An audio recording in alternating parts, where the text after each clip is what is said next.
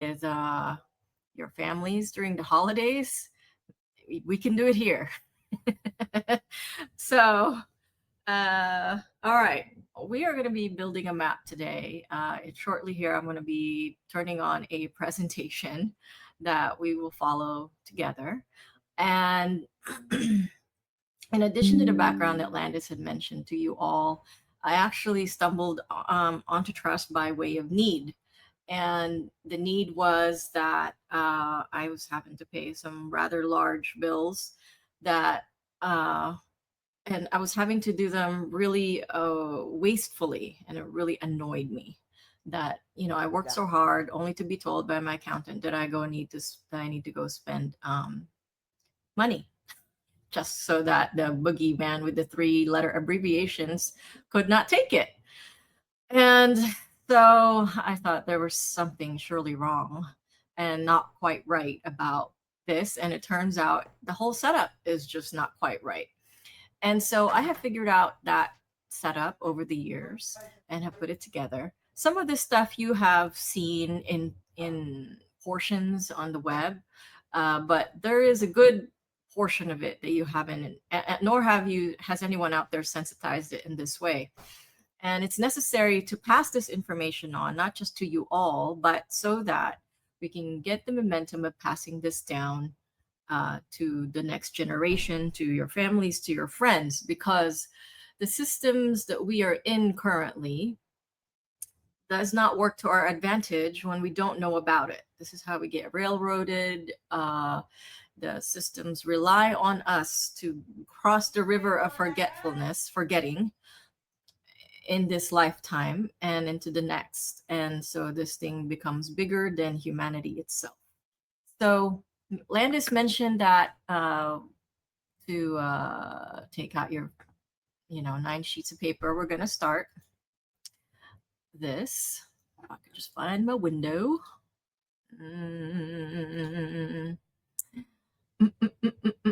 Okay, so I've got my presentation up. I lose you all, so give me a second to reset my windows, but I can see the chat. So if you could see my screen, please let me know. I can see your screen in the chat. And you can't see it right now. I can't. Okay. Let me do it again. Yeah, it did come out. Interesting. Okay, how about now? Yes, it's coming through. Okay. Oh, I see what happened. I clicked on the meeting window and it takes it out. Interesting. Okay. You still see my face? I don't think you see my face once the presentation's up. Right? It's off. Yeah. It's off. Okay, cool. All right. This is the game of life. I use this analogy because this whole thing looks like a game board. And also it takes the emotions out of the emotional cycle that happens when we kind of figure out this stuff is happening. And games are fun, and there's winners and there's losers, and more importantly, there are participants and there are spectators. Okay, and so for most of us, we are in spectator mode, or if we're participating, we're only participating in the third of the board game. There's like 2 more parts to it. So we live and die. Our parents live and die. Our grandparents, great grandparents-ish, maybe not, maybe half of them didn't live and die, only using a third of the game of life. Okay. So as Landis mentioned, none of this is legal, financial, medical advice. It's just for your formation only. And that is the extent of this information. We do not tell you what to do or how to think. That is all up to you, what you think of all this and what you do with it. All right. So we're going to start with this concept of realms, okay? Because this is your first sheet, by the way. Uh, uh, uh, uh. Concept of realms came to my attention when, oh, who is it? Not Prince, not the king, but the queen died, and a new king was, moved up the line. And a publication went out that we happened to see at Barnes and Noble. And that publication was actually a public notice. It looked like a magazine, but it was a notice, and it addressed the realms. And I'd realized, this is how the small few that run the game think of what uh, the creation or the environment that we're all in.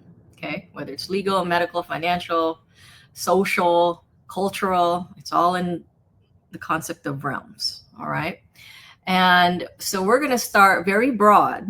And we're, as you and I, living beings, we're in the very core of the onion. And what's the layers around us is what we're going to go over. We're going to start with the outside of the onion. And then we're going to peel in until we get to ourselves. Okay?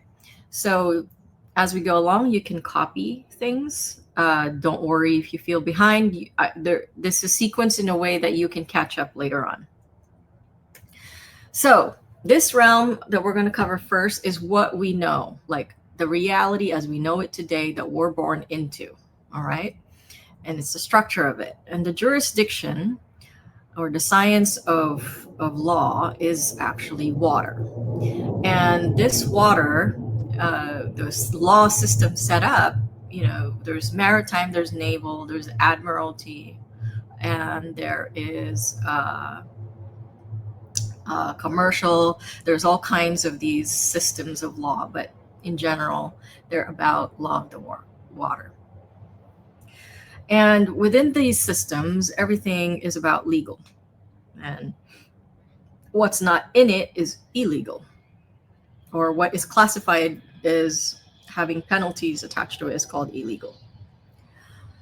And why is that? Well, Earth is made up of mostly water. The travel at the time of this having been set up was through oceans.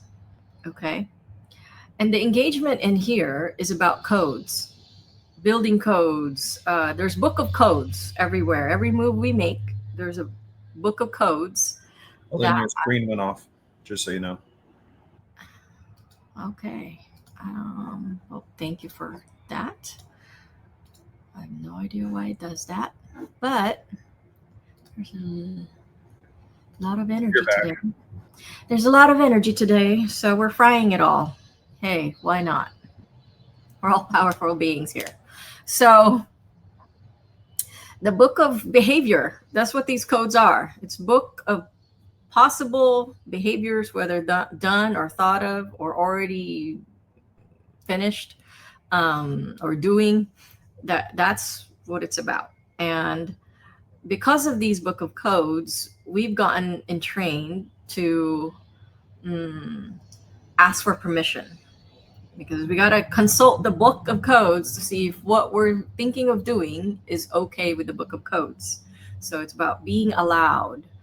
Can it be found in the book of codes? Could you get a license if, let's say, it's a series of 10 actions that you want to do, can you get a license for it? Has it already been categorized as a thing that can be licensed? All right. And the type of structure that in the bigger grand scheme of things, there's nations and governments and countries and corporations. This is the zoomed out edition of it.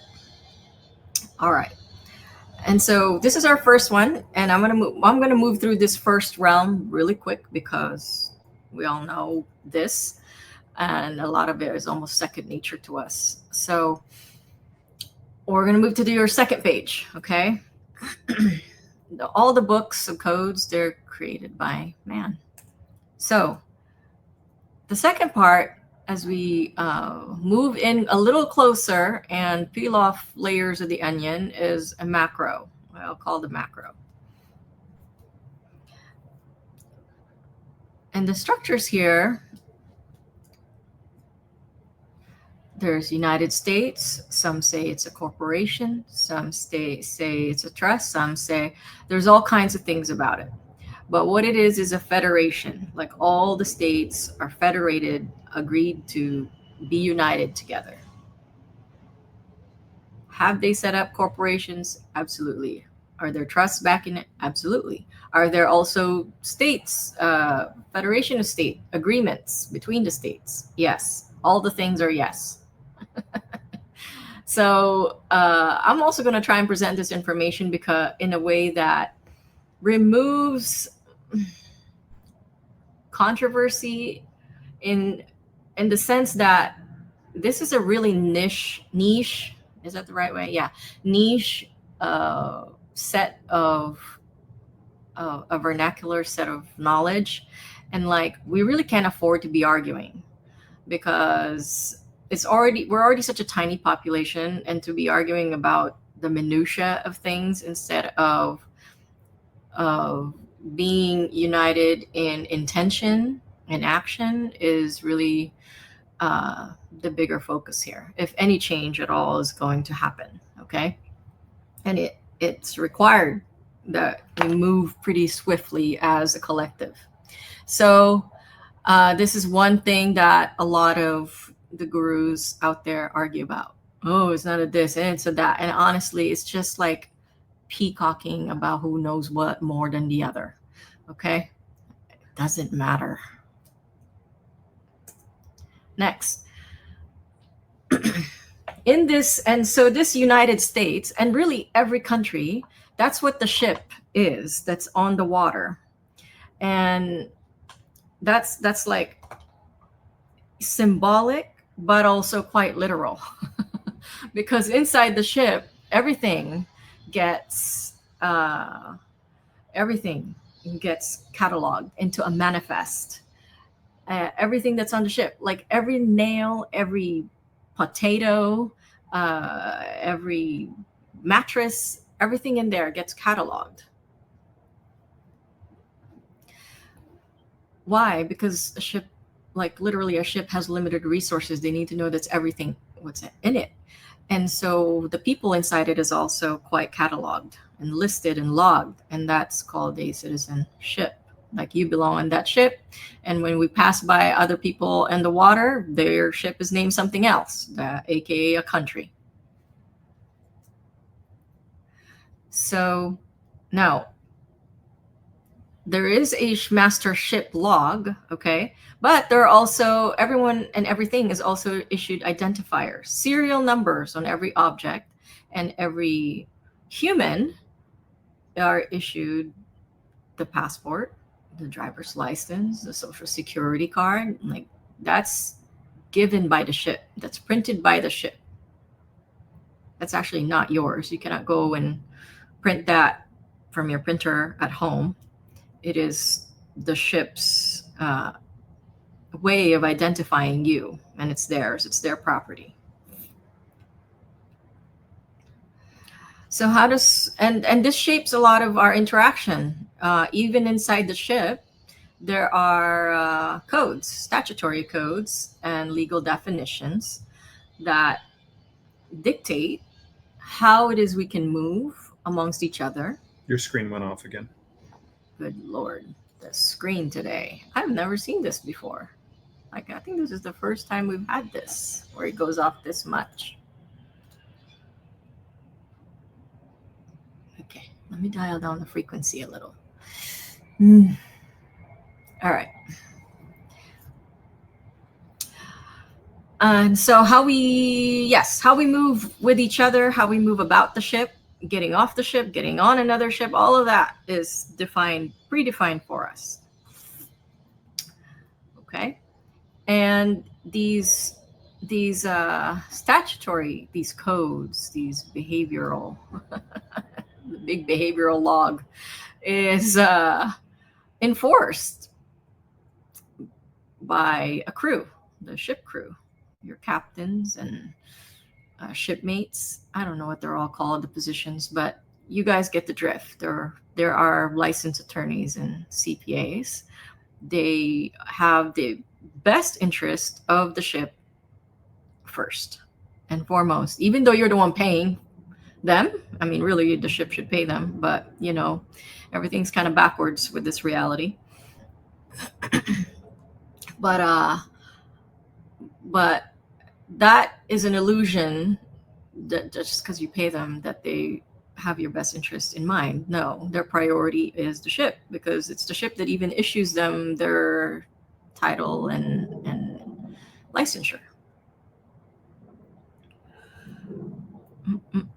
All right. And so inside the ship, there is a fee for being in there and for using it and just existing in there. Okay, it's called taxes. And the medium of exchange usually is standardized. The ship will issue you what they want you to use to exchange with each other.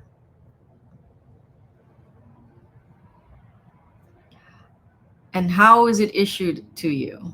There's two ways, I guess, maybe three if you count the illegal ways. You go into debt, take out a loan, or you work. And that's how this standardized currency that the ship prints, that's how you can get them. You draw on the house or you work. How do you store money in the ship? Banks, like they have their own little booths, kind of like if you go to Vegas, there's those token exchange things where you give them the money and then they give you the hotel tokens that only works in their hotels. That's a great replica of the big ship. Vegas hotels are like the little dinghies. And so you see here state banks. California has already rolled out state banks. There's 10 that was chartered and approved. And they are going to operate like the Chase banks that you see down the street, or Wells Fargo or Bank of America. They, in the sense that, yes, you will have checking accounts, you have savings accounts, but they're really, banking that they are the people will take out loans and will back personal loans, car notes, and homes. I think they rolled out mortgages first, if anything. And so another layer which they can insert themselves into, your activity as a private man or woman. And it will not stop in California. It will keep going to the rest of the states. Okay? So it does not matter if you're a blue state or red state, it's all going into all the states. So pay attention, because no one here no one's living anywhere that's not where this isn't showing up. It's gonna show up. All right. So how do you use money? Well, you got to use what they tell you to use. Okay. And so how do you do business? There's a layer called, UCC, the securities, the licensing, and debtor creditor. Okay. So now we're going to go into your third sheet, and we are going to go to the layer that affects us, micro. And you're going to stack your first two like this. So this is your sheet number 1, sheet number 2. I saw Canada somewhere. Yeah, they're probably going to finish before we are, to be honest. Okay. Whoop. Thank you. I got to share the screen again. I am floored. Well, that was the longest we lasted. All right. How about now? Sit back. The first sheet and is on top, and you stack it on the second, and then we're gonna go work on the third one. Don't worry if you're behind. You're gonna see this again. Okay, next, how it all affects you and me. Micro. We're gonna go cradle to grave here. well, the most personal activity creates this thing. It's gone again. I'm showing that it's back. Can y'all confirm? I see you. Okay.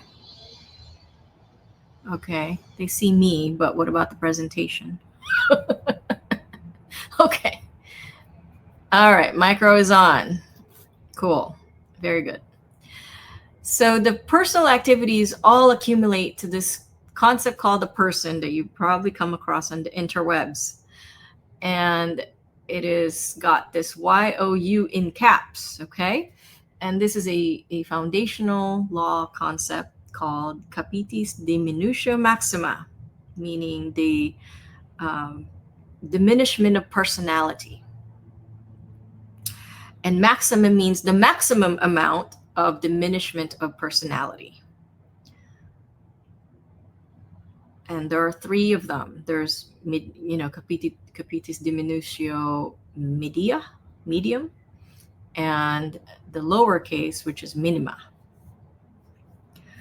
And it begins with you making your nativity, being birthed, a certificate of live birth, which is another thing that people argue about. What is it? Is it money? It's printed on paper. That's really money. Is it securities? Is it bonds? It's all of it. Okay. Like, let it rest when you see this. There's not really a need to go through this unless you're like one of these behind the scenes bond trader, or you know how to securitize which bonds, like you know how to bundle these things. Like if this stuff sounds just like what I just said to you, just didn't sound like English, don't like, that's why, because these matters are ship matters. Okay, so don't get lost in the rabbit hole about this. It's their rabbit hole.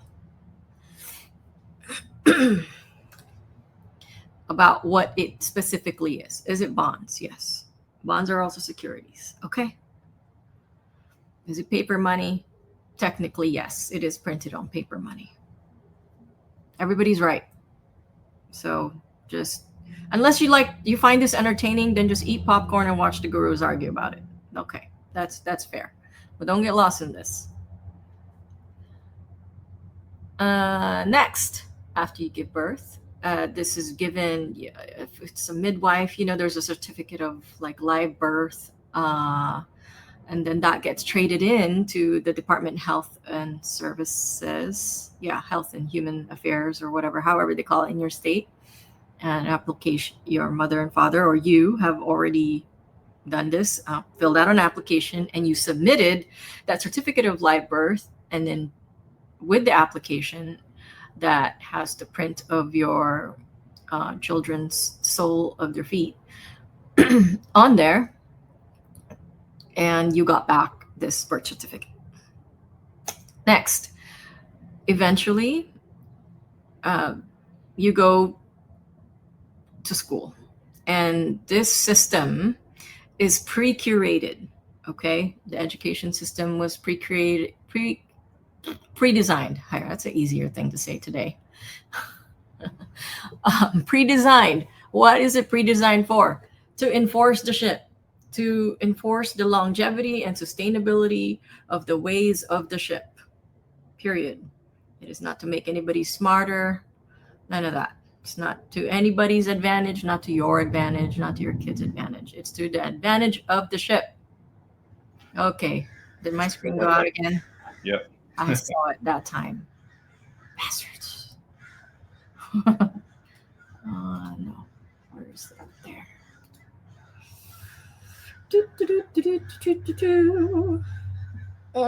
You're back. All right.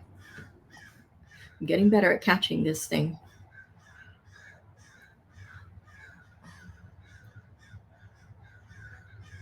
And so, most people say you're lost at sea, but I'm like, no, you're actually in the sea when you're at this.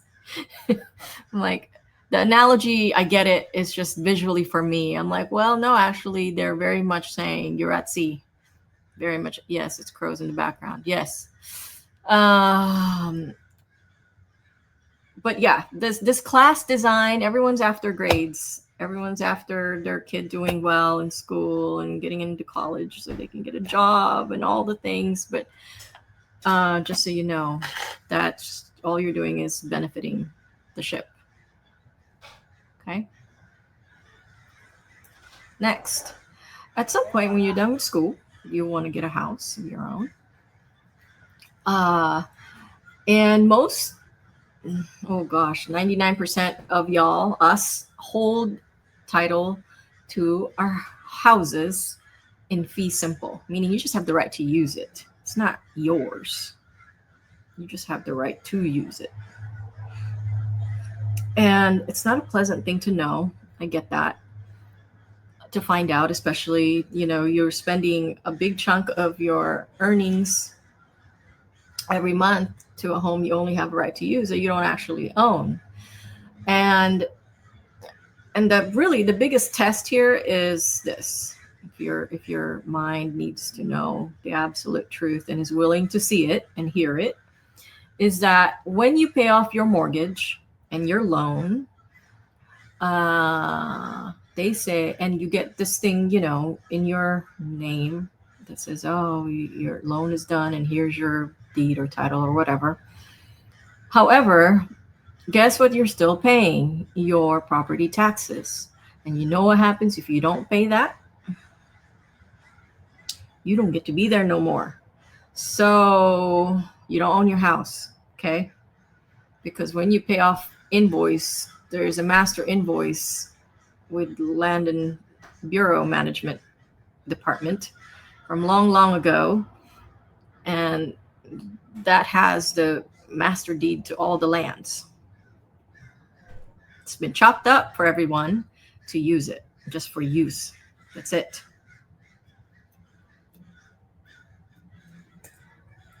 Moving around. So, being a driver, the definition of it is to conduct business on behalf of the government, aka the ship. It's to move, to perform services, and to transfer goods. That's what the other thing is. Transfer goods on behalf of the government. And so they've got everybody classifying and calling themselves drivers, so casually, but I don't think anyone has ever bothered to look it up, what it actually means. And I was quite floored actually when I saw this detail, because it's such an everyday thing that I was like, wow, this is very well thought out. All the details are thought out. Even the little tiny thing of me saying, oh, I can drive. I've been saying this whole time that, we've got, I guess the Gen Z or the Gen Alpha doesn't care to drive, but I couldn't wait to drive. We've got 15, 16-year-olds going, oh, I can't wait to drive. Like, what are we saying here? I can't wait to perform services and travel goods for the government. Like, it's insanity. But that's what it means. So, and to do that, you got to get a license. Eventually, there is this thing called getting married, which, by the way, marriage means, we casually think it's about two people getting married, you and your husband or you and your wife, but marriage actually means three parties. And that third party, guess who it is the ship. Why? Because you're in the ship.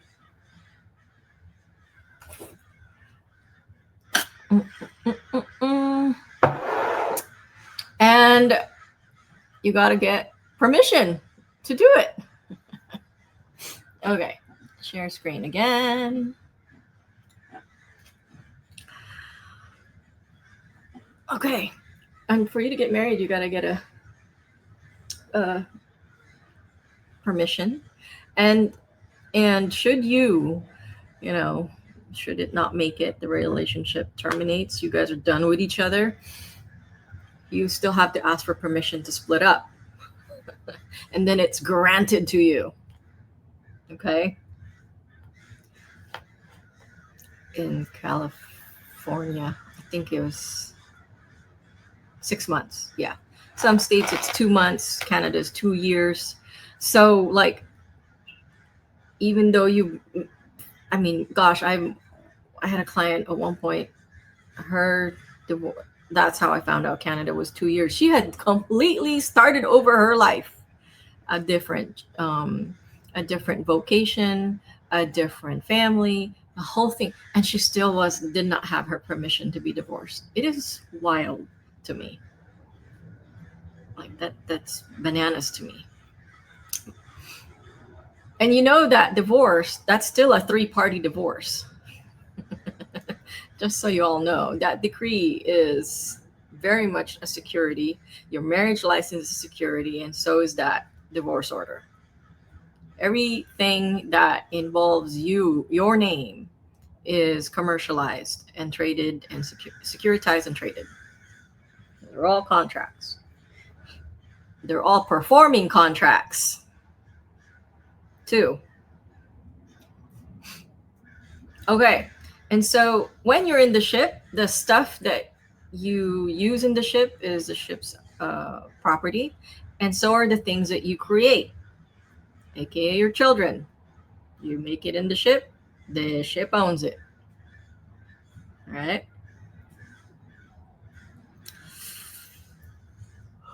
And when you die, what happens?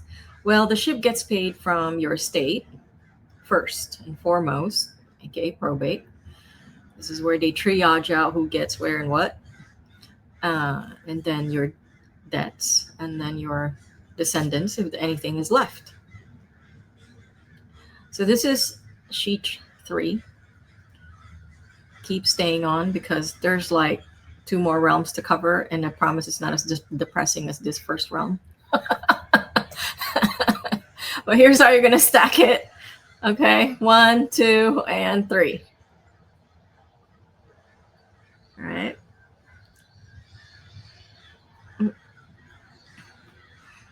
We're going to move on to the next realm. The next realm is making a revival. Just like all the songs that Gen Alpha is listening to are all samples from songs from the 90s, which were all samples from the songs of the 70s. It's like a giant recycling convention. All right, so the realm, second one. This would be sheet number 4.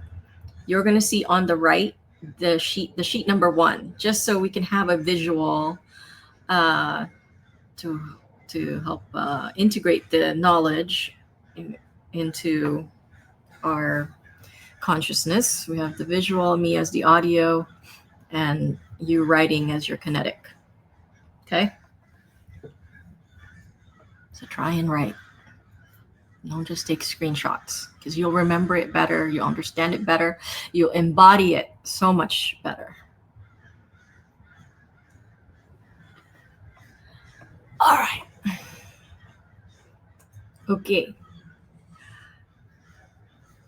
Oh, the jurisdiction is land. So this is the revival of this. And the revival has a lot of also mixed information.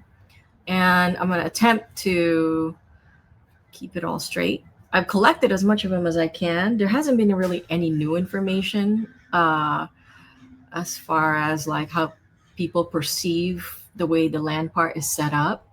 And so I do have them here collected so that there's 1, an inventory, but 2, to keep it all sorted. All right. Next, what is the law here? Law of the land. This is a colloquial thing. Okay. There's interpretations of what that means, but here it's about what's lawful versus legal or illegal. And how do we engage here? Agreements, contracts, and trusts. Okay. Oh, I popped off again. Okay. Oh, thank you all. Here we go. What was that?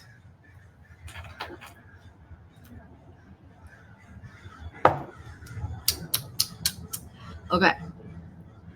Contracts and trust. Because you know what? I know it's hard to imagine, but there was a time there were no codes and building codes and all this kind of stuff.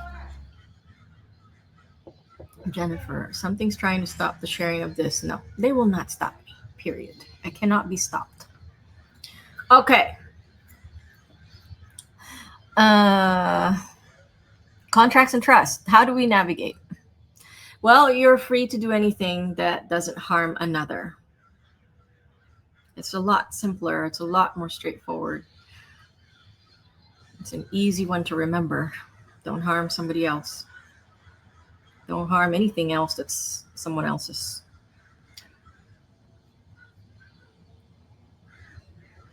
And what's the structure? State republics. And I mean this in the way that I found it, not republic as in like a political thing. Republic as in that it means that a group of people has decided who are free and know that they can govern themselves, came together and agreed as a collective that they'll be represented by a thing called statesmen that they select to represent them. That's it. That's what I mean by what. That's what republics mean. And so we're going to move into the next layer of the onion. Now that we've covered the outside of the onion. And all land is created by God, as is water, but not all the codes of behaviors. That's created by man. The ship is created by man. So again, on the right will be sheet 2, and then the left is what we're covering right now, and you should be on sheet 5. Macro. Okay? The lowercase u, lowercase s, and uppercase a. There are several of these swirling around. Why does it matter? Because a lot of people are creating processes to get everybody landed again. And they refer back to different entities known as the United States of America. And there have been several of them. 3 of them, actually. There's been 3 constitutions. There have been 3 declarations of independence. That's something actually you can Google. It's pretty fascinating to see the differences in them, the 3 of them. So let's cover them. The lowercase, lower s. This actually just refers to the actual land mass of America that's called America. From the bottom of there's a north and south. So the bottom of South America is also America. All the way up to the Arctic is North America. Okay, that's all the landmass called America.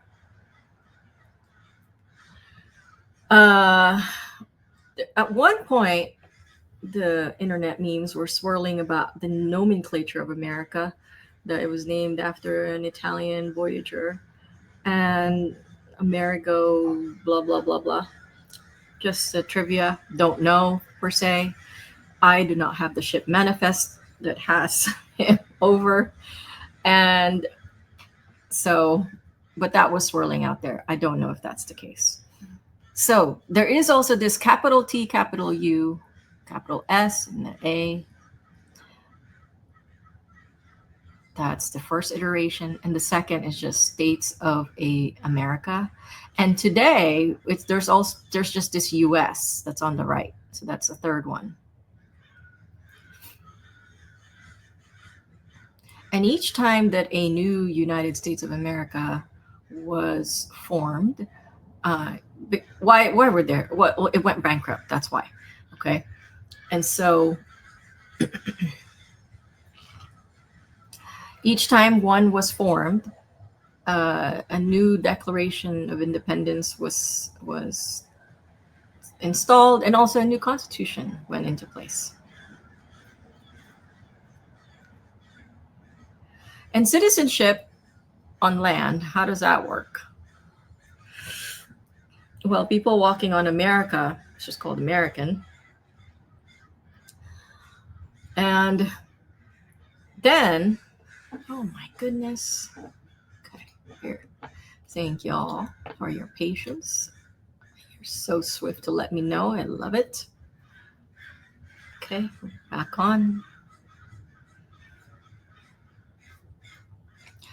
And the interwebs have this thing called an American state national, an American national.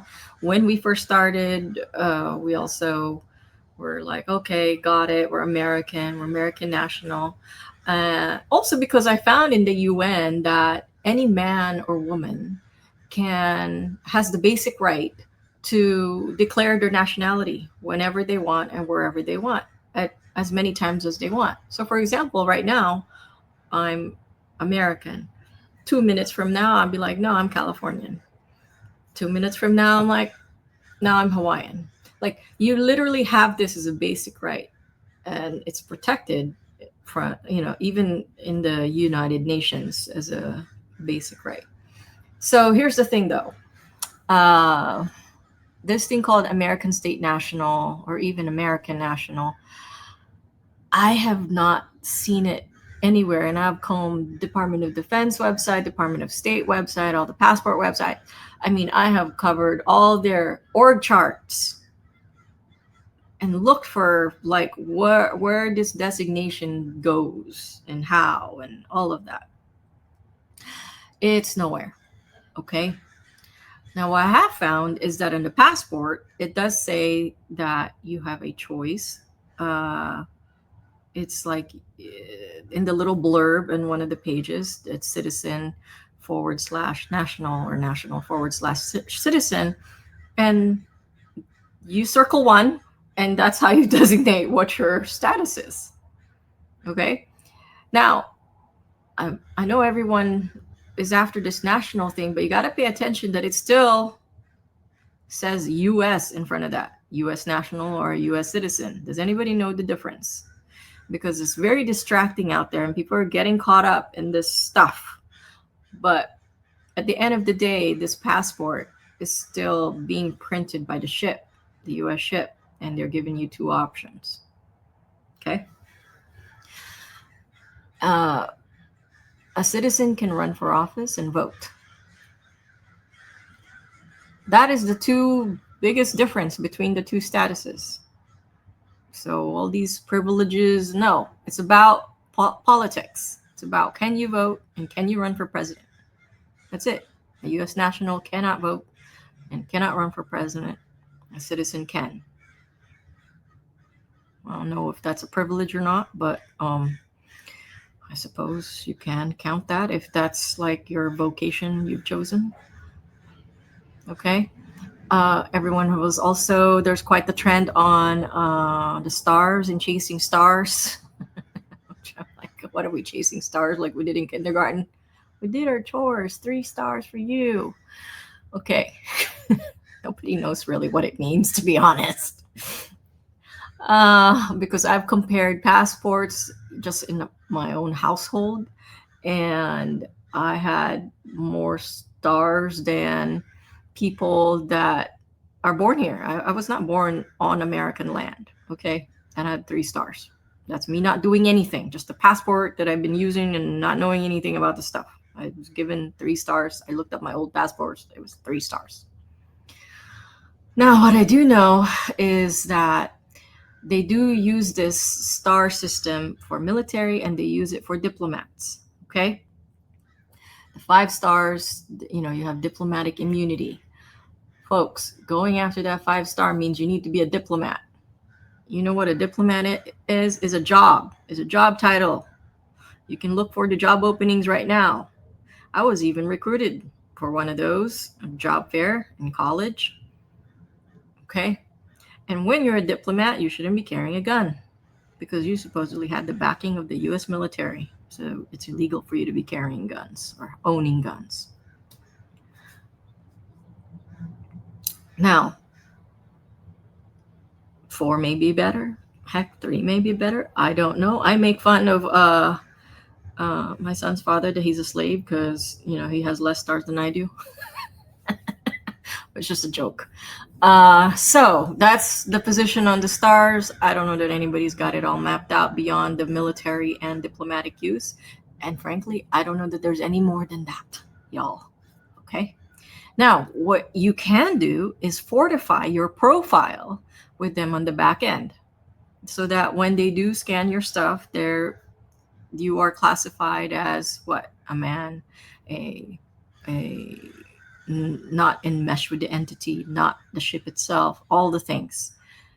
This has validity because, as I don't know if any, if you are not dead paper, then you should be speaking up and speaking what you are. That's it.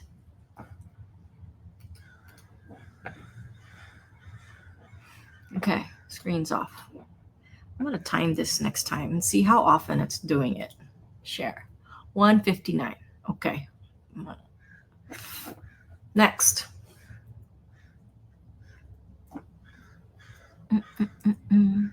Identifiers on the land. You claim of living being. A declaration of your live status. Guess who issues that? You. Okay? Because in the ship is issuing all this stuff. And it shortcuts you into a piece of paper and a piece of paper is dead.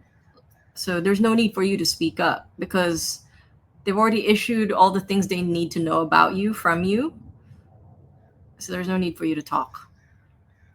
And if you want to be on land, then you got to declare that you're alive.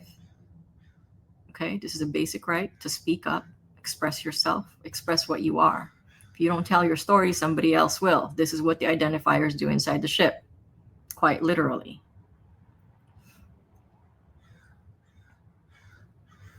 So the ship is very good with building up all the paper, their paper evidences. You also have to do the same thing for yourself. You draft it, you write it.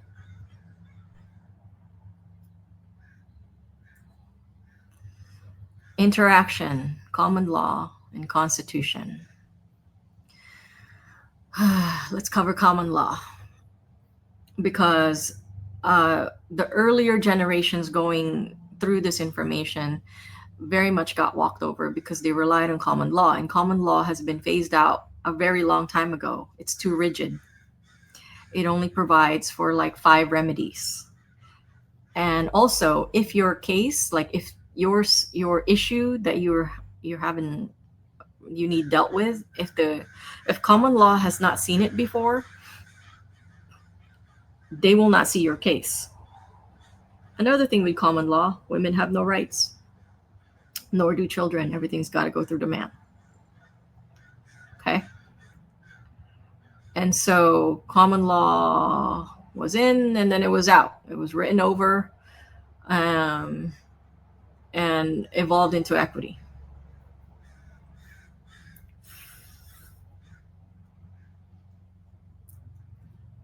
Now, the Constitution is commonly known as the law of the land. And I would invite you to think about it as, is it?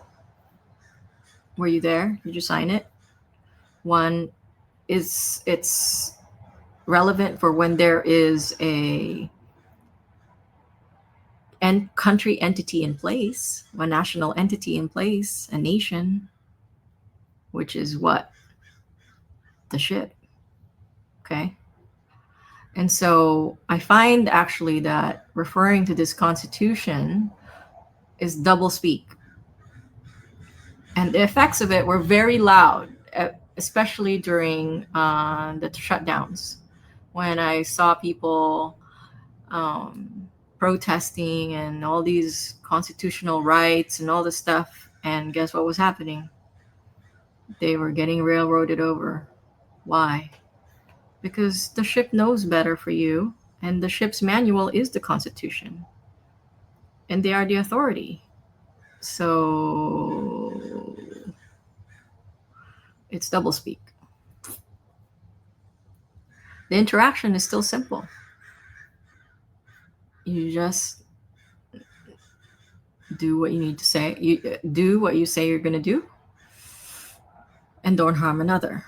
But in the in this private movement, there is this thing called common law, constitution. These are the references about the way we interact. So just know that it was once relevant, yes, but it's no longer happening. What is the crew? Well, you. You have not assigned agency of yourself to the ship and the ship's attorneys, and you can go up to the judicial system to help you out. That's the crew, you. Okay? And on land, you own your own labor, the fruits of your labor. And I'm referring it to it as income, but I don't think income has been defined, actually, has it? At most, what I've seen is that it is money that is given by the government for your labor. Like if you're directly working for them, then it counts as income. Are they going to correct everyone as they fill out their W form or whatever the tax forms are? And in the line item, oh, what's your annual income? Everybody plugs in their stuff there, but they don't correct people like that you got from working for the government. That's actually what it means. There's also another school of thought that it has not been defined. So, the point here is that you need to know that you own the fruits of your labor. You own what you create with your hands, with your mind, with your mouth, with your eyes. Okay? You own it because you made it. It's yours until you release it, give it, grant it, gift it, sell it, trade it. The medium exchange, barter, or whatever the two parties decide is acceptable to do a trade. Bitcoin was supposedly going to be built on this, but everyone's just hoarding it. No one's really buying anything with Bitcoin. And frankly, I was at one of these conferences. Bitcoin and treasuries were there, and it was in 2018. And nobody could explain to me how I could buy a purse with this stuff without taking 25 minutes to explain the damn thing. And by then I had gotten distracted. I'm so bored out of my mind. I was like, this is not going to work. Every time I want to buy something, I need a 25-minute explanation. Okay, it's going to be a while. Screen off. Okay, so that was 2:59 so that was 5-6 minutes. Interesting. I think we need to make a complaint here. It's 2:06. So money issued based on actual assets. So when I was going through history books, I found that the colonies had issued money, and it was called scripts. It was like the early form of the dollar, and they issued it based on whatever the household or every family had that was tangible. And it may be something that can exist in the future. For example, like I don't know that I have my seasons right. Sorry, somebody in agriculture can correct me. But let's just say in the fall, you know that you're going to get, you estimate that you're going to get 10 bushels of carrots. Okay. And so you'll issue script that like here, somebody will, a family, you can issue 10 scripts for 1 bushel of carrots apiece, anticipating that they'll have another one, that they'll have 10. Somebody would be like, okay, I have 3 pigs.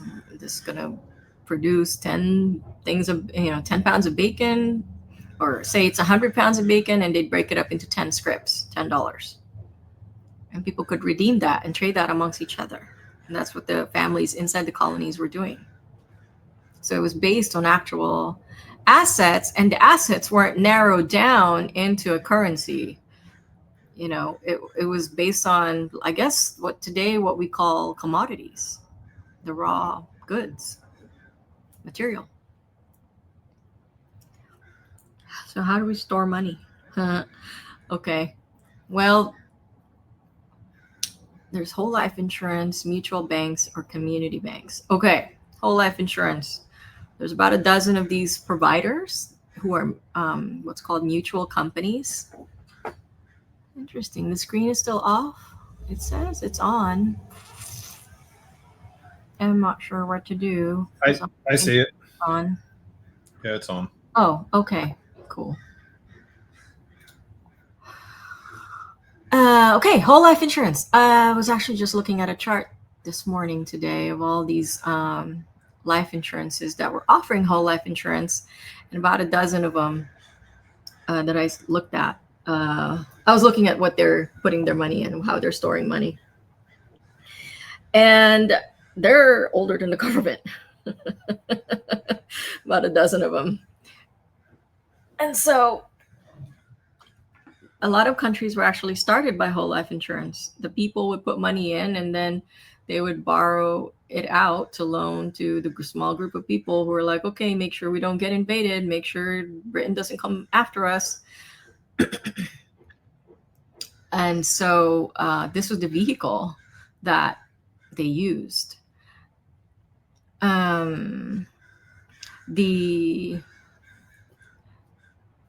they still around today? Yes, they are. Okay. Now, there's also this thing called mutual banks. There's not very many left. You can Google mutual banks left in America. There is a very concise list of them. I forgot the website's name, but you can see it's sorted by state. I think there's just under 100 left. And they all went public.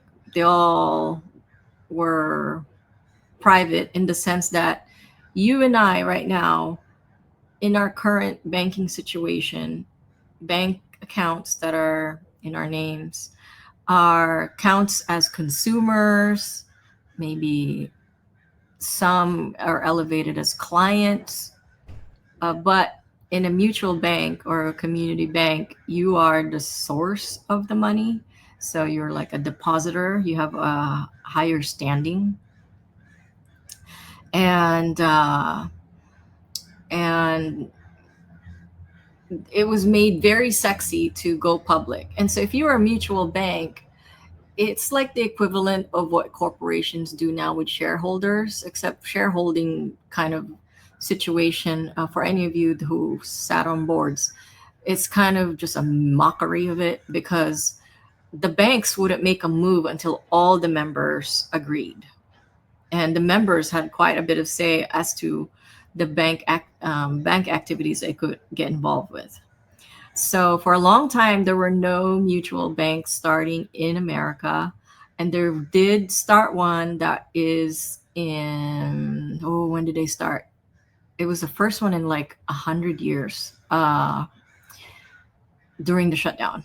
And so the people who are part of it, they get to say like, no, we want you to, support farmers. That's what I've been watching this bank. It's very good. What they're doing, because they are actually staying into the integrity of what a mutual bank does, which is that the community or the members making up the accounts of that bank are the ones driving the activities of the bank. Okay. The interest rates, all of it, like it's great.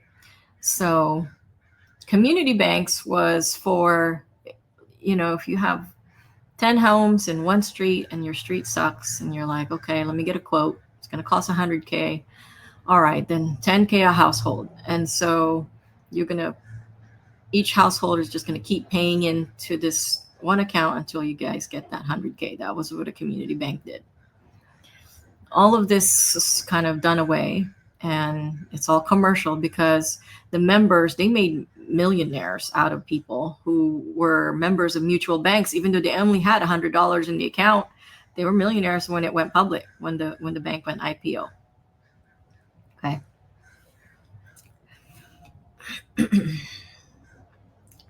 All right, using the money.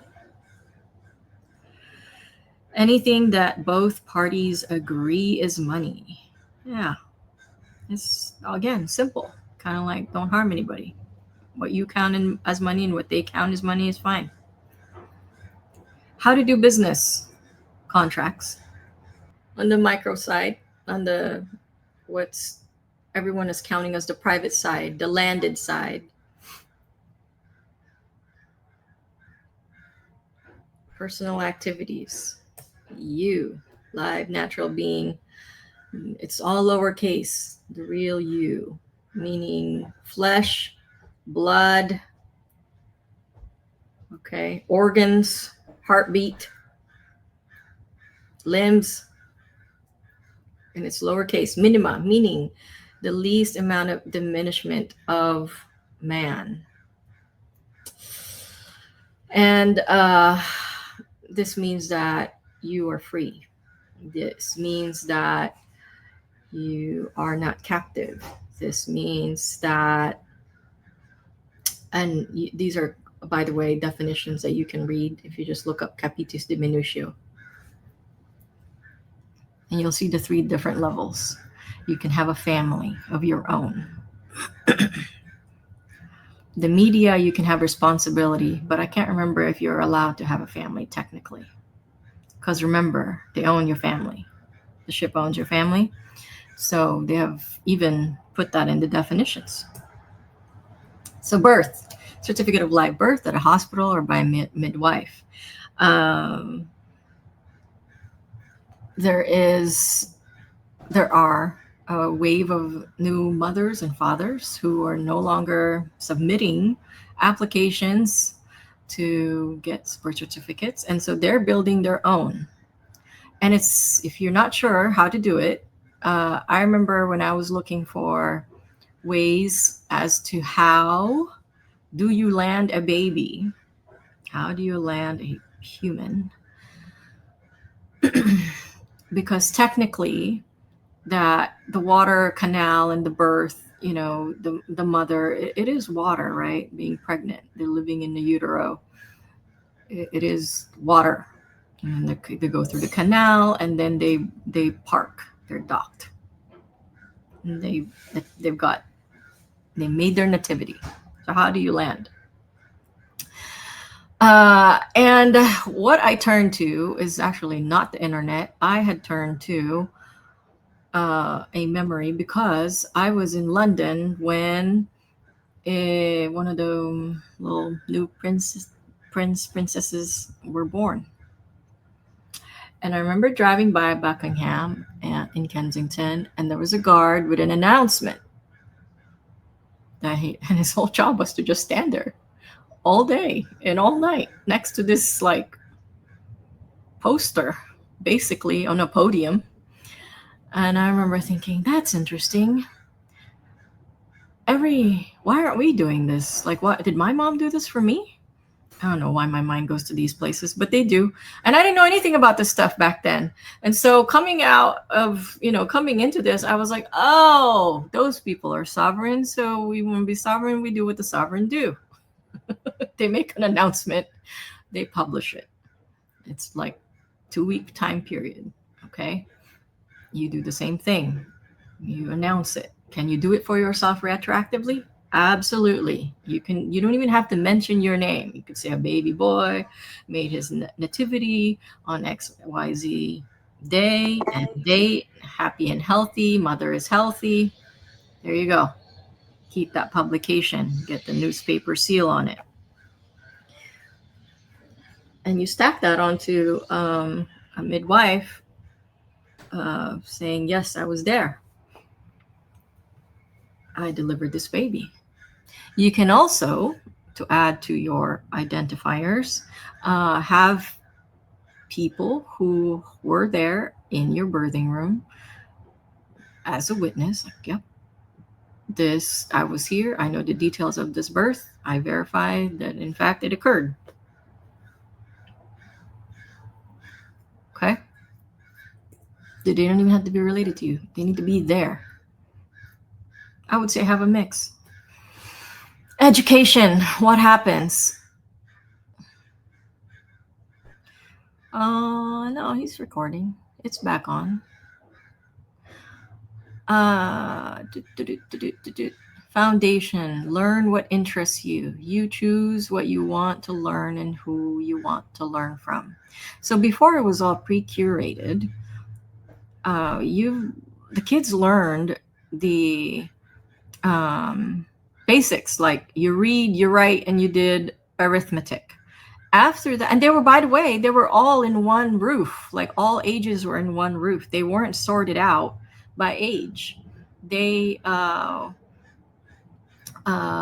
was called the one schoolhouse model, and it's actually making a revival. It's a little bit of a rough start in some places. So we experienced a rough start. I would say it was good in the beginning, and again got rough because people are so entrained to conduct themselves as if they're still in the ship. It's infuriating.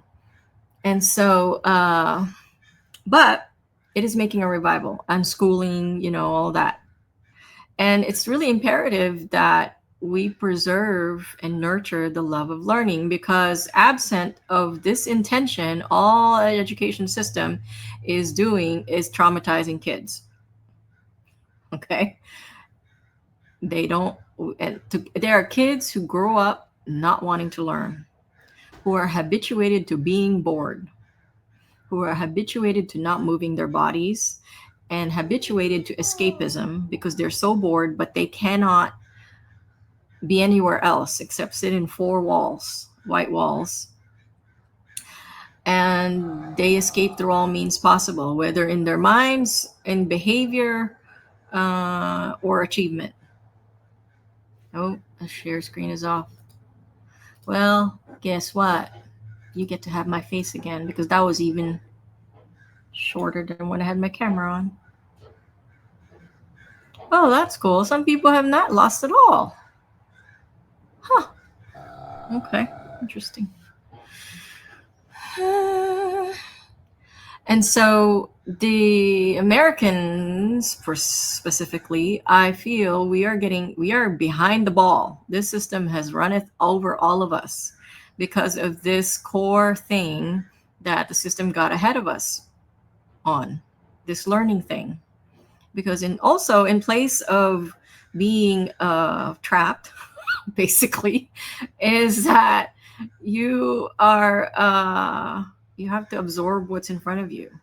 That's insanity. I mean, even people who are like, oh, if you think you're the kind of family that's like, oh no, I'll put them in the system so they'll have a social life, and I'll do my best to just show them the world. Yeah, you try taking them out too much out of school and see what happens. Whether because you want to you and it's for because you want them to see the world, like you want to take them on work trips with you so they can learn and just be there in meetings with you.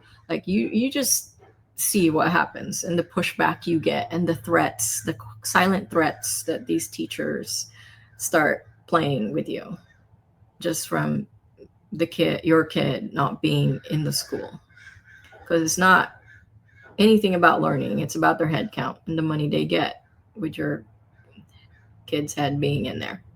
Okay. So this is in dire need. In dire need.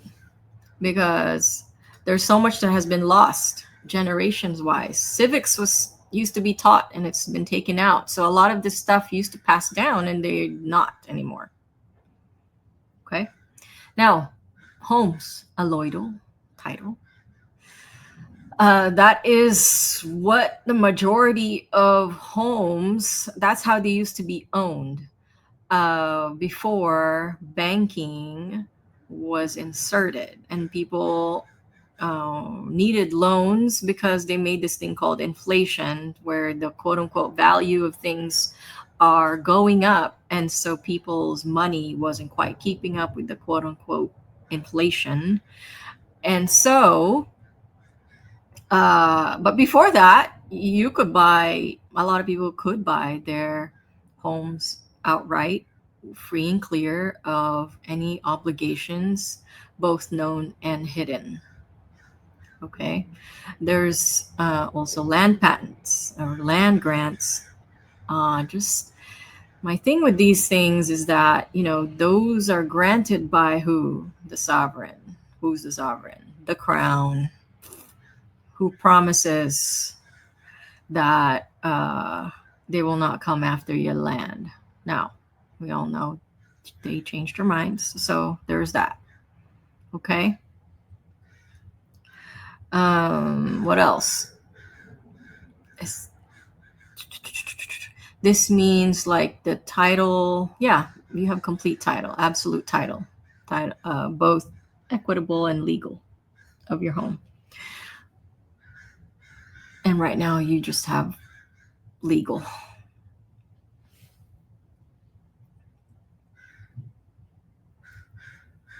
Okay, moving around. Travel.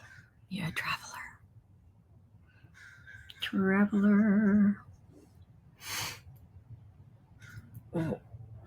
Why does this matter?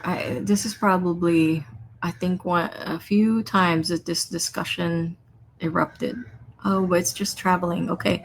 Well, why does any of this matter? First of all, we are born bipeds. We have two legs. Okay. We have two legs. Okay. We are not dolphins nor fish. Nor are we trees that stay in one spot. We move around as a creature, as species. Okay. There's no license required for a fish to swim, a tiger to roam. But somehow we have it so that we can be called driver. But really, we can travel because we have legs and feet. Marriage and divorce. You are free to enter, and if there's an exit clause, a contract with another party. It's just you and your beloved. Okay?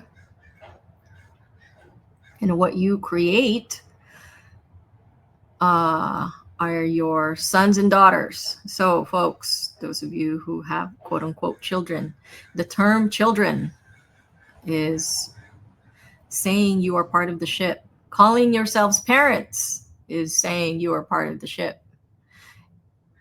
You need to get habituated to calling yourself a mother, a father. Your quote unquote kids, which means goats, by the way, or children, are sons and daughters. Get used to the organic reference, use it often, because another thing, as I told you before, is that when you use the resources of the ship says it's theirs, and that you are signaling to the ship that you subscribe to the ship, that you are in their jurisdiction. And you know what is their property? Words. Legal words. Parents, children is one of them. Birth is one of them. Income is one of them. Resident.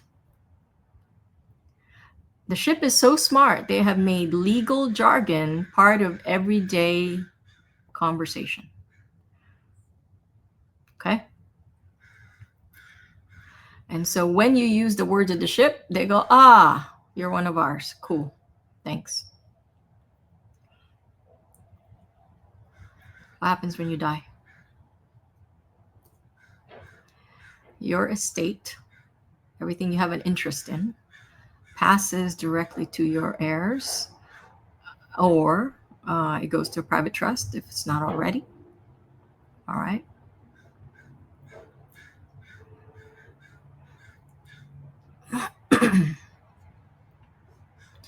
So I'm actually having the last few days a few epiphanies that I think in the next month or two I will be incorporating in here around the estate, but not yet now. It's not completely formed and verified and validated. Okay, so here is how your sheets are going to look. We got to go over 7, 8, 9. So 1 through 3 will be on the very right. And then 4, 5, 6 will be on the very left. And then we're going to cover the middle part.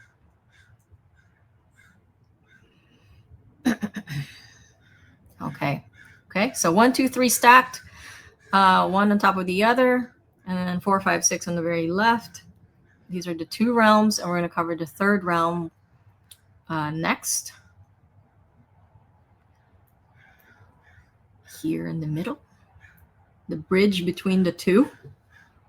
It actually exists in both of them, both metaphorically and literally. Okay, and we're going to cover it and also in one slide.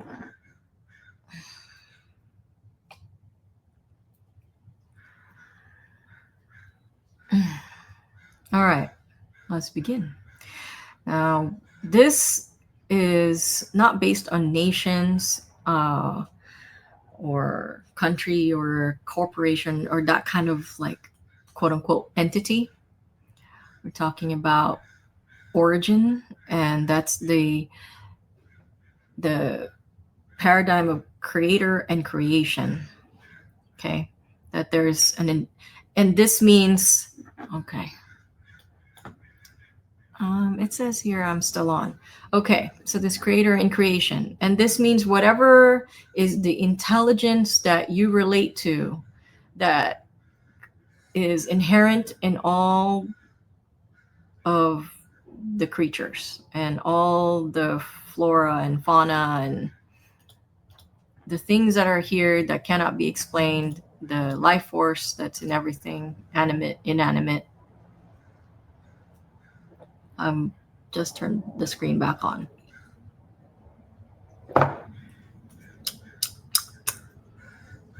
Okay, this jurisdiction, air. Oh, air. Okay, I told you it was in both of them. It's so simple people argue about it. Okay, because air is something we cannot see. And so most people disregard it as not real. But the elements of air, just because we can't see it, is actually full. Otherwise, why is everybody mad about the geoengineering and all the spraying going on? Why? Because air contains particles still. Air contains compounds. Air contains minerals. And those air is also the same, at least oxygen and hydrogen is in water. At minimum, oxygen and carbon is in land. All right. So this is what I mean metaphorically and literally. It's in both the realms. The other two, yes. This is scientifically or environmental science. This is one way. And the type of law that's here that governs all this is universal law. There is no book of universal law. Universal law is what occurs regardless of we think it's right, we think it's real or not, we think it's wrong, we believe in it, don't believe in it. It doesn't matter our thoughts, our feelings, our emotions about it. It does not care that we believe in it or not. It will still occur. Okay?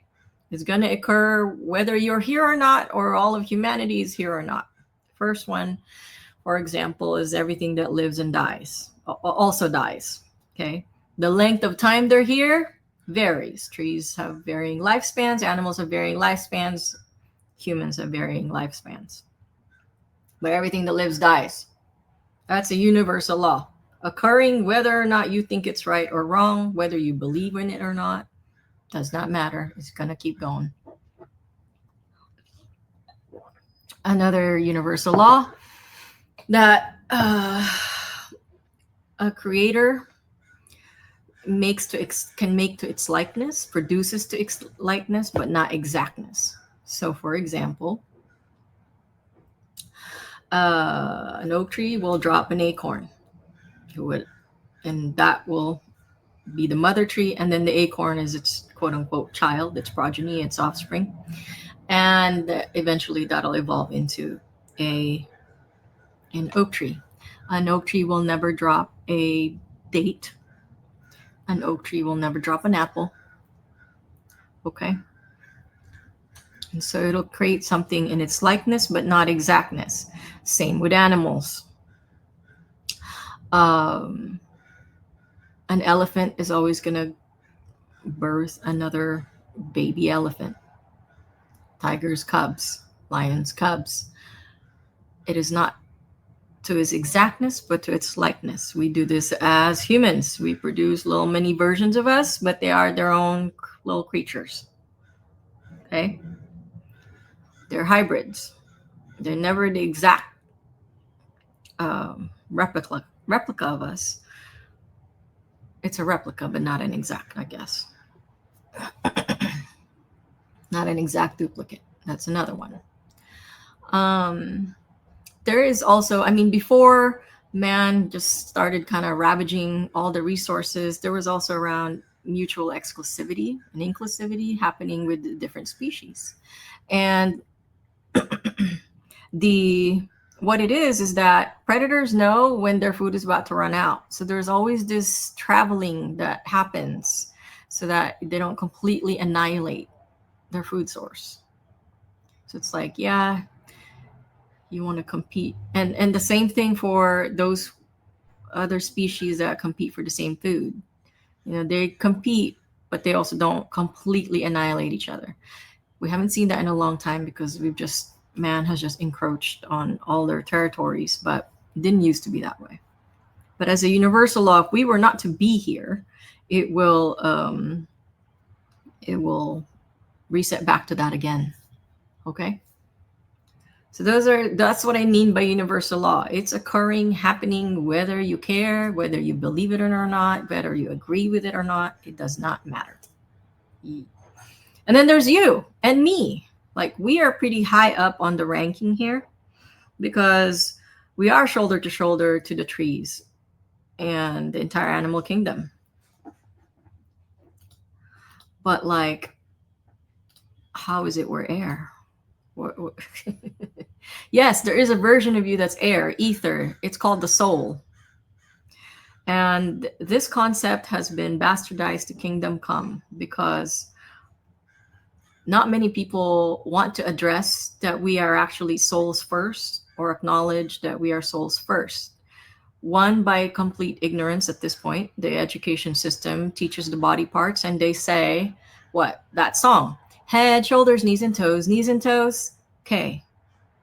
And you think that's it. You're just the density that is here, the physicalness. No, that is false because you existed even before you had a body. I would often see couples who are, whether or not they even know they're going to have a baby, I will see the soul that is meant to come into their family. Okay. And so that presence is already lingering about them, checking them out. And so this is what is the basis of your life force, which is again air.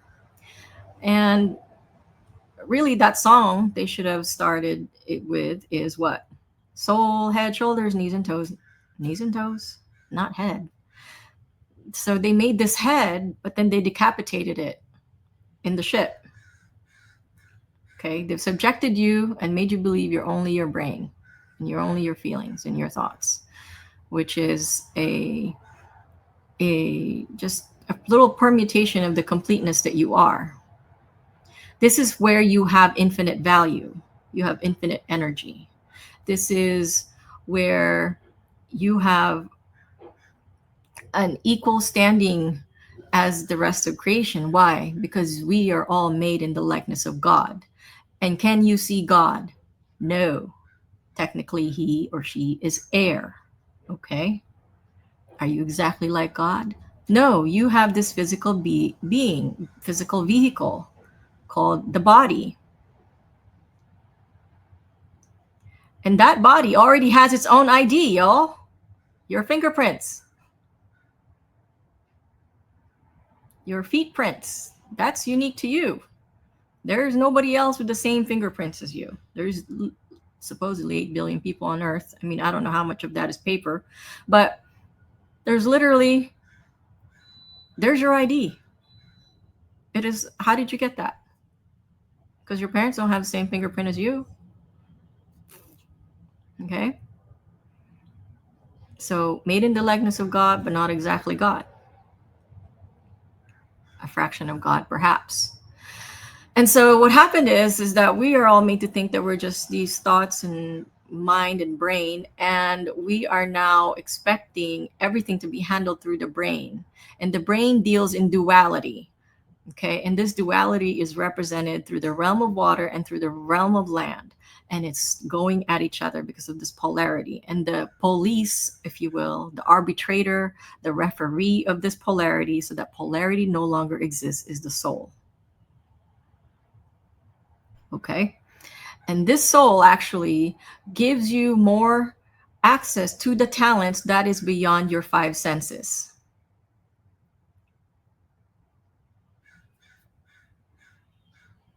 That means clairvoyance, claircognizance, being able to move objects with your eyes. There's so many talents available. And this is the standing that is required for you to be able to present yourself and show up in the world as not just landed, but also shoulder to shoulder to everything that is man made. Because what are governments and nations? Man made. Everything you create is made by you as man.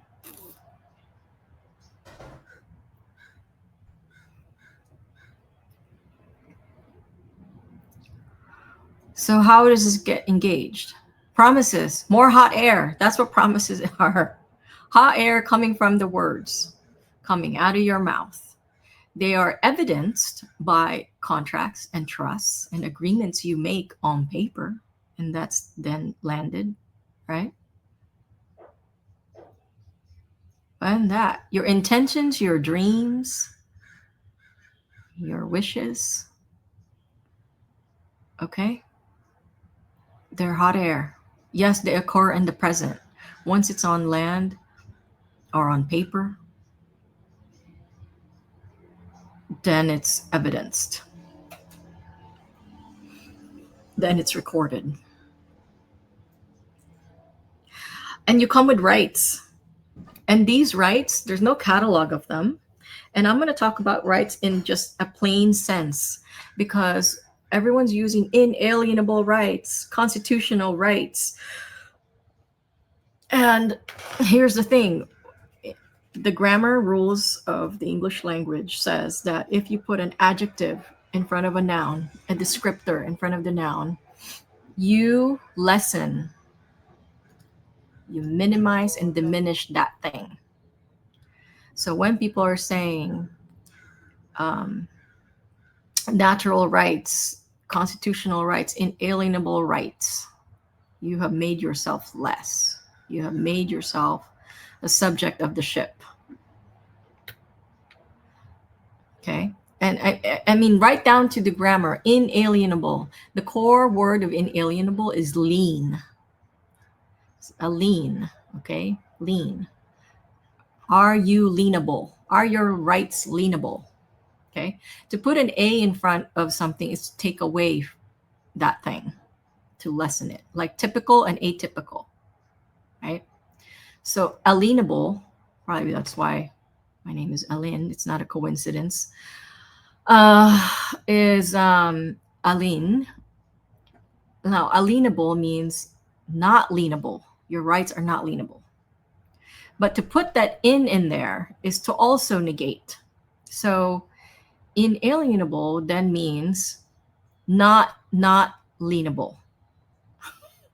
So when people are yelling, "Oh, it's my inalienable right," I'm like, you're saying it's your not leanable right. So you're leanable. Your rights are leanable. That's basically what you're saying. Okay, so be very mindful of the words you use. And don't just say words because it's been used so much, it's familiar to you. Look them up. Don't just parse them in your mind, like literally look them up because all this stuff has already been documented for you. The dictionary is another one of those book of codes. Okay. The words get you in, the ship, and the words also get you out of the ship. Where do you live? This is you live in your body. Who's the you I'm talking about? Your soul. Okay? So, why does this matter? So, I'm going to give you guys the two top, quite literally used every day in every court proceeding, how you become encumbered into the ship. One is your name. When they go, what's your name? And you say, John Smith. Are you John Smith? And you say yes. Guess what? You have just said that what? You're part of the ship. How? First of all, universal law. None of us are born with names. How's that? You were given a name by your mother and father, but no babies, no tigers, no trees were born with a name. Okay? And in fact, there were not even last names for a very long time. Last names, I know everyone's got a lot of pride about their last names, but that was all just created for taxes. Take accounting of all the head count that belonged to certain tribes, certain groups of people. All that is a tax designation, you guys. Before, I mean, you kind of see it in the Bible, right? Jesus, family, the carpenter. Like you were given your first name, and then the rest of your name was like what you tend to do, what you're known to be doing, and then like where you came from. So it could be, you know, Stacy, the one who loves books from the east side of Timbuktu. Okay. And you could have several names based on the location of the person referring to you. So if somebody counted you as east of them, then you were east of Timbuktu. If somebody counted you as west of Timbuktu to them in relation to where they're at, then that was your name, like your quote unquote last name. But it would still be true that you love books, and it was just the reference of that, Timbuktu is east, west, north, south. And even in families, uh, depending on your position in the family, you would not even be referred to by your name. You'd be called like first sister, second brother, third brother, fourth brother, second sister married to the second brother. Like that's how you're referred. Like, this screen. So, uh, so that's the first one. Okay, is that you answer to your name. The second, right after your name, what do they ask you? Where do you live? Ha ha ha. Literally every court case, you get pulled over. Is this where you live? Driver, is this where you live? Is this where you reside? Everything you'll now see it everywhere. They always ask, what's your name? What's your address? Where do you live? What are you a resident of? Okay. Those are literally the two things that put you in the jurisdiction of water and take you out of being on land. Because the other thing that's property of the ship, all the addresses, that's actually their intellectual property. And so you would say that you live in your body. You would first acknowledge what you are. I'm a soul. I live in this body. I walk on, or I domicile on XYZ.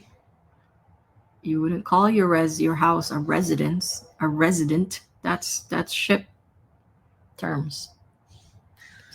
That word resident, that is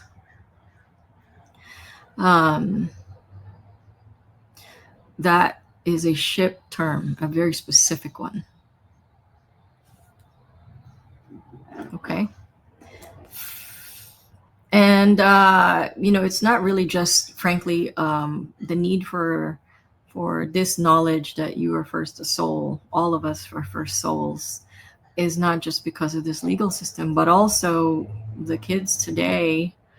When I look at babies and young boys and girls, like their soul is fully intact there. and they got no support systems in navigating here. The parents are degraded to just being heads. Oh, here's the other thing, especially for the people who are like, I don't know about this soul thing. Guess what? Keep identifying yourself as a human, and guess what? You're identifying as a beast, a monster. Why can, and that's how they are absolutely treating everybody as chattel, because they cut off the knowledge that you are a soul, because you not knowing you have a soul and just subscribing that you are human. In the legal books, this does say, actually see the word monster, a beast.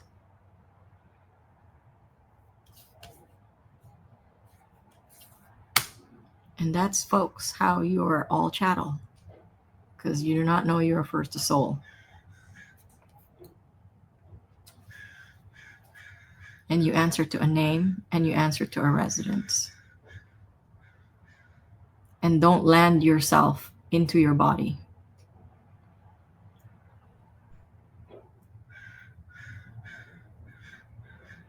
Oh yeah, absolutely. Human rights. When I realized that, I just about fell out of my chair. I was like, oh fuck, that means animal rights. Ooh, I don't generally curse in these, sorry. But yeah, it actually means monster rights. Yes, that is what it means. So all these like social justice and human rights, I just now shake my head going, oh my God, what is happening right now? You know? Okay. That's okay. It's kind of comical after a while. It's like watching TV. I don't watch TV, but to me, this is like watching TV. So, what does this mean? Because you're a soul, you have direct connection to who? God, creation, the divine, the intelligence, all of it. Okay? And this is why these structures were created, because people, one, didn't not want to have a middleman to God. What were the forms of the middleman to God? The crowns, the monarchies, kings and queens, priests, okay? Bankers. I mean, in modern day, essentially, the bankers are the route to God if you're not a religious person. All right. But there is this deep desire to be in direct connection, and the vehicle, the instrument for that is the soul. That's it. And any judge, any cop, they're all governed by this same God, whether they call it God or not. Domicile, abode, yeah. So how does this translate into this 3D world? Equity. So far, this is where I have found peace in the placement of this is equity, because one, equity comes from the place that is in harmony with a basic principle that if you are living, you are speaking, you are expressing, you are thinking and expressing. And screen. And when you're expressing,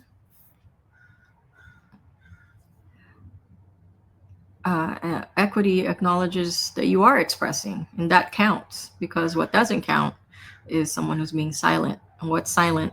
Paper. Okay. There are, I think, 20 maxims in equity. You can Google them. So here's the thing, though, that there's a lot of people who are now, proclaimed equity practitioners. And yet people are still getting railroaded. Okay. Why? Because equity is already embedded into the commercial system. There are staunch experts that are like, equity does not exist. Okay? It doesn't exist. Because it's already been embraced by commercial, and therefore it's antiquated and it's no longer being used. And that's how you get people, that's how they justify railroading people over. But you have to pair this equity with your ability to stay out of the jurisdiction, which is your name and where you live. So if you didn't do that and you're trying to do equity, they're still going, what is your problem? They're still going to railroad you because you have not established your what you are and who you are. Okay. So a quick background on equity, maybe not so quick, but equity comes from Britain. And why does it matter to us here? I am actually not sure that anybody in America that, as you know, historically ever received any kind of I guess I am going to say some of these thoughts out loud, uh complete alloidal title from the monarchy. Okay, I'm not completely convinced. So here's the thing. So there were common law courts, and the king didn't really involve himself with the law. But as I mentioned to you all earlier, the common law cases were very limited and rigid. And so and so the there were a lot of people who were very unhappy because somebody, killed their chicken, and that's how they ate, with the eggs for breakfast, for example. And like, and a common law court won't see that, and so they would appeal to the king and go, look, I was harmed, I now don't have anything to eat because they killed off my chicken. Yes, it's an accident, but like, I am still not made whole, I'm still wronged, this has not been made right. And there were so many of these cases, the king ended up opening and appointing his own people. Instead of him listening to people's grievances all freaking day, he decided that he would open a department called Chancery and appointed chancellors to hear out these cases. And it would hear it out based on, has somebody been made whole? Has it been moral? Has it been just? Has it been fair? And stripped it of its codes and just went down to, has someone been made whole? Okay. And so that's how that came about, folks. And it transferred over to America, and America actually ran with it way more than the British ever did, especially like Tennessee, like 1700s, it just was wildfire. Okay. And so it has not gone away, but you do have to build your evidence that you, and substance that you are acting in equity. Okay. No different than I just told you all that you have to build your own um, deck of identifiers by way of people witnessing your birth, by newspaper um, announcement, recording it in the family Bible, all of that. That's all a stack.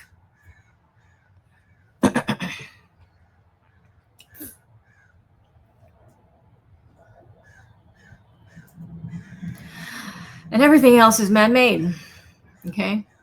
And so 7 and 8, 9 are a lot easier. So how do you navigate this womb to tomb like sort of situation? One is about your understanding of hierarchy. So let's stack them. Okay. Understanding the hierarchy of law. There is a hierarchy of law.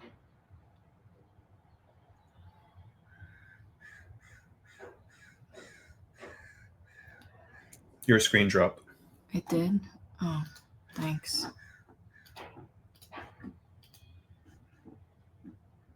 All right.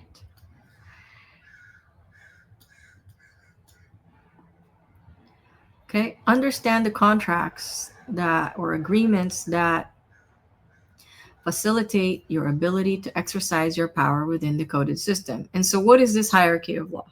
I'll show you next. Okay. And by the way, if you look at, aside from like universal law and the actual land and water masses, everything is man made. Everything.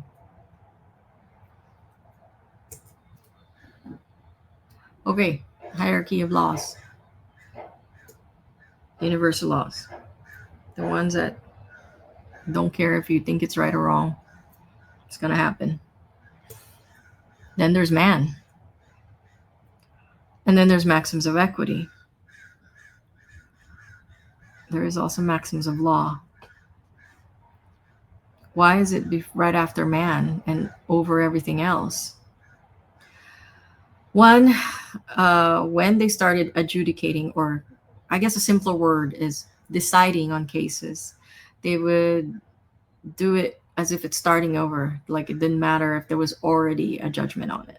They took at the whole situation and saw if there's an actual injury, was there actually somebody harmed? And if so, how can they be made whole?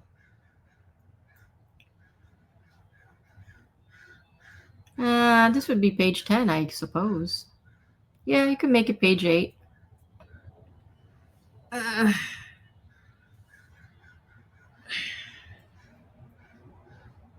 It's a good idea. I think I'll do that. Man, maxims of equity. After that, there are trusts and treaties. Okay. This is why we, after looking at the entire set of moves to be made, we decided on trusts, because this is a power everyone has. And also it takes a long time to set yourself up. But in the meantime, you need a vehicle to be able to navigate. Treaties are agreements between groups of people that they'll support each other, they won't invade each other, they'll look out for each other, that they would unite for a common enemy. These are treatises. Treaties and treatises. And after that, it's a constitution. And usually the corporation. Look at where it's at. And like currently right now it's inverted. It's like we just ignore that there's a universal law.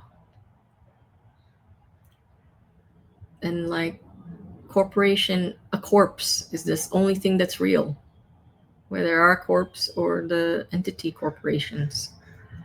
Okay.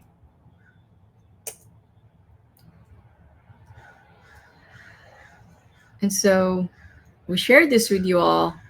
Essentially, this is our trustee training for folks who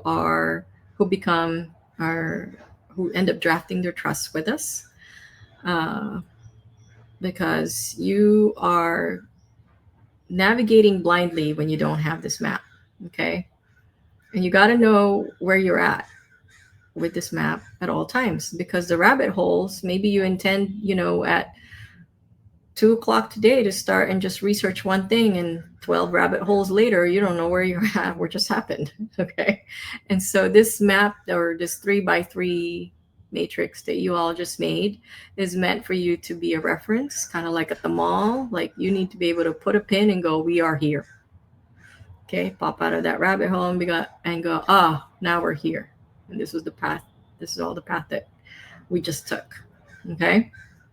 And so we've covered all the source of realities, also known as the realms. There's the reality we know, and the encompassing reality, and the one available to us. And that's land, air, and water. And this makes up law. This will soon be laws. I am monitoring space. The space. Digital citizenship, digital entities, the spaceship. Now that everybody is moving off water, because they want to go on to digital, the digital ships, spaceships. And they have been disclosing it to us for many years by way of sci-fi and story. Okay. So I think those of you who have paid will be able to attend future ones as a perk for this. And so you'll be able to catch any updates that we make here. And so this is the game of life, everyone. You should have by now all the 9. Yes, corporation is last. So you all will have the 9 sheets of paper and also the hierarchy to the to where is my video camera? Okay. Um, you all now have the 3x3, and this is meant for you to as a tool. One, and two. This is part of my mission and purpose of being here. I actually came into this by accident. I was mostly working with people, engaging their souls into their lives and rehabilitating very high achieving people out of just like the success and mindset uh, track, because one, it's unfulfilling and it's unsustainable, but there is there is fulfillment beyond the riches, and this is how I came about the soul. um, I didn't know that people didn't know there was such a thing as a soul because I saw souls my whole life. I thought it was like one of those normal things that we all knew, and come to find out that no, not everybody thought that. And two, people will argue with me about it. I was like, why do people think it's not common sense or real? And it's because we aren't taught. We are often conditioned to hand off our personal agency to some other authority, whether it's the government, church, science, legal. Like there's so many versions, so many ways that you can parse off your authority. Like we can literally chop it up um, into all these different categories that are all man-made. And so what happened with the people who were working with me for a year and a half, it just was not enough. They were brushing up against basically the matrix. And I remember asking like the universe, like what is it that I need to know to be able to support these people further? And then it showed me the entire illusion completely through dreams, through old books that were coming my way, through the people I was meeting. And they're really just there, to impart the information to me without them even realizing it. Case in point, a few folks who are royalty, and also the family that started the banking system. And I know everybody hates it, but actually it did not start off that way. That thing was supposed to be for everyday man, trying to exclude out, parties even back then, uh, on taxation, and having this third party that's inserting themselves constantly in people's activities. So, and so, by all of you showing up here today, I am deeply honored and in gratitude because I'm able to carry out what I am supposed to explain and share.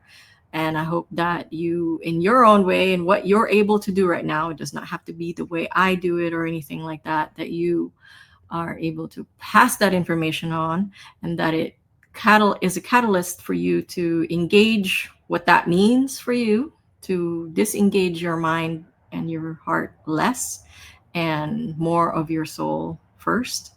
And so that Mother Earth doesn't just kind of kick us all out in one go.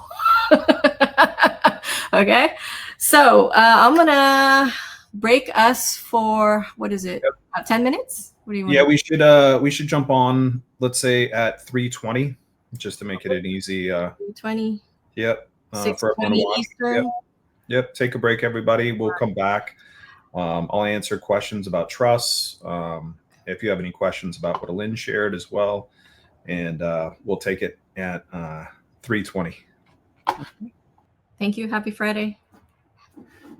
This is meant for you to as a tool. One, and two. This is part of my mission and purpose of being here. I actually came into this by accident.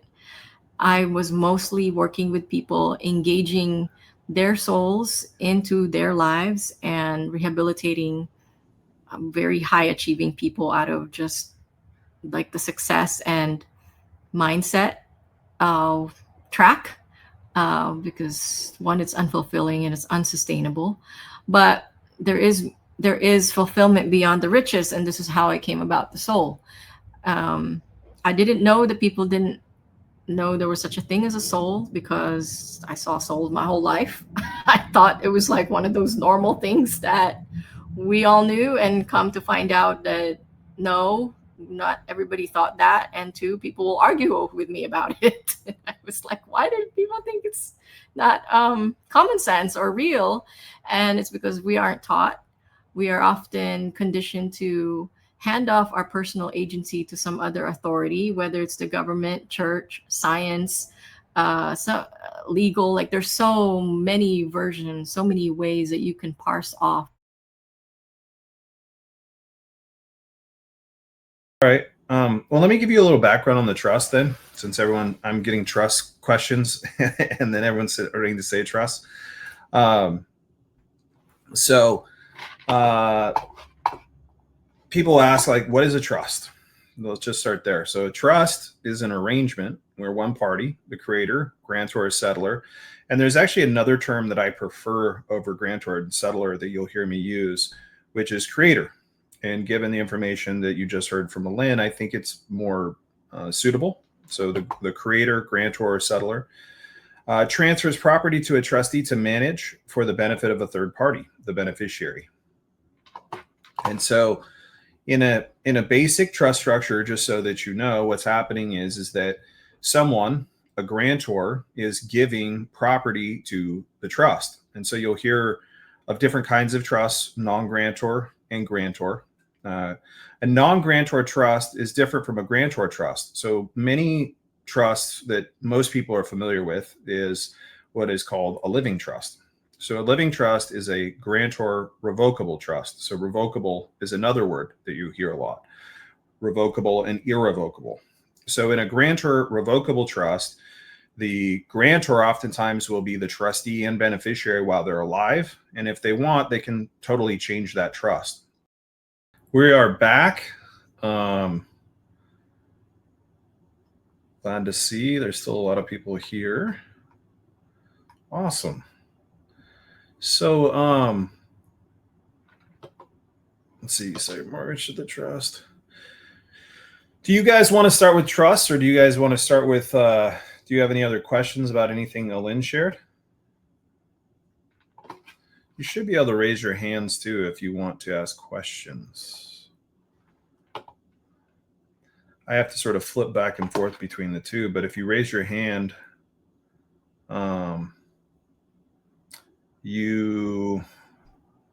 we'll be able to get into questions. All right. Well, let me give you a little background on the trust then, since I'm getting trust questions and then everyone's starting to say trust. So people ask, like, what is a trust?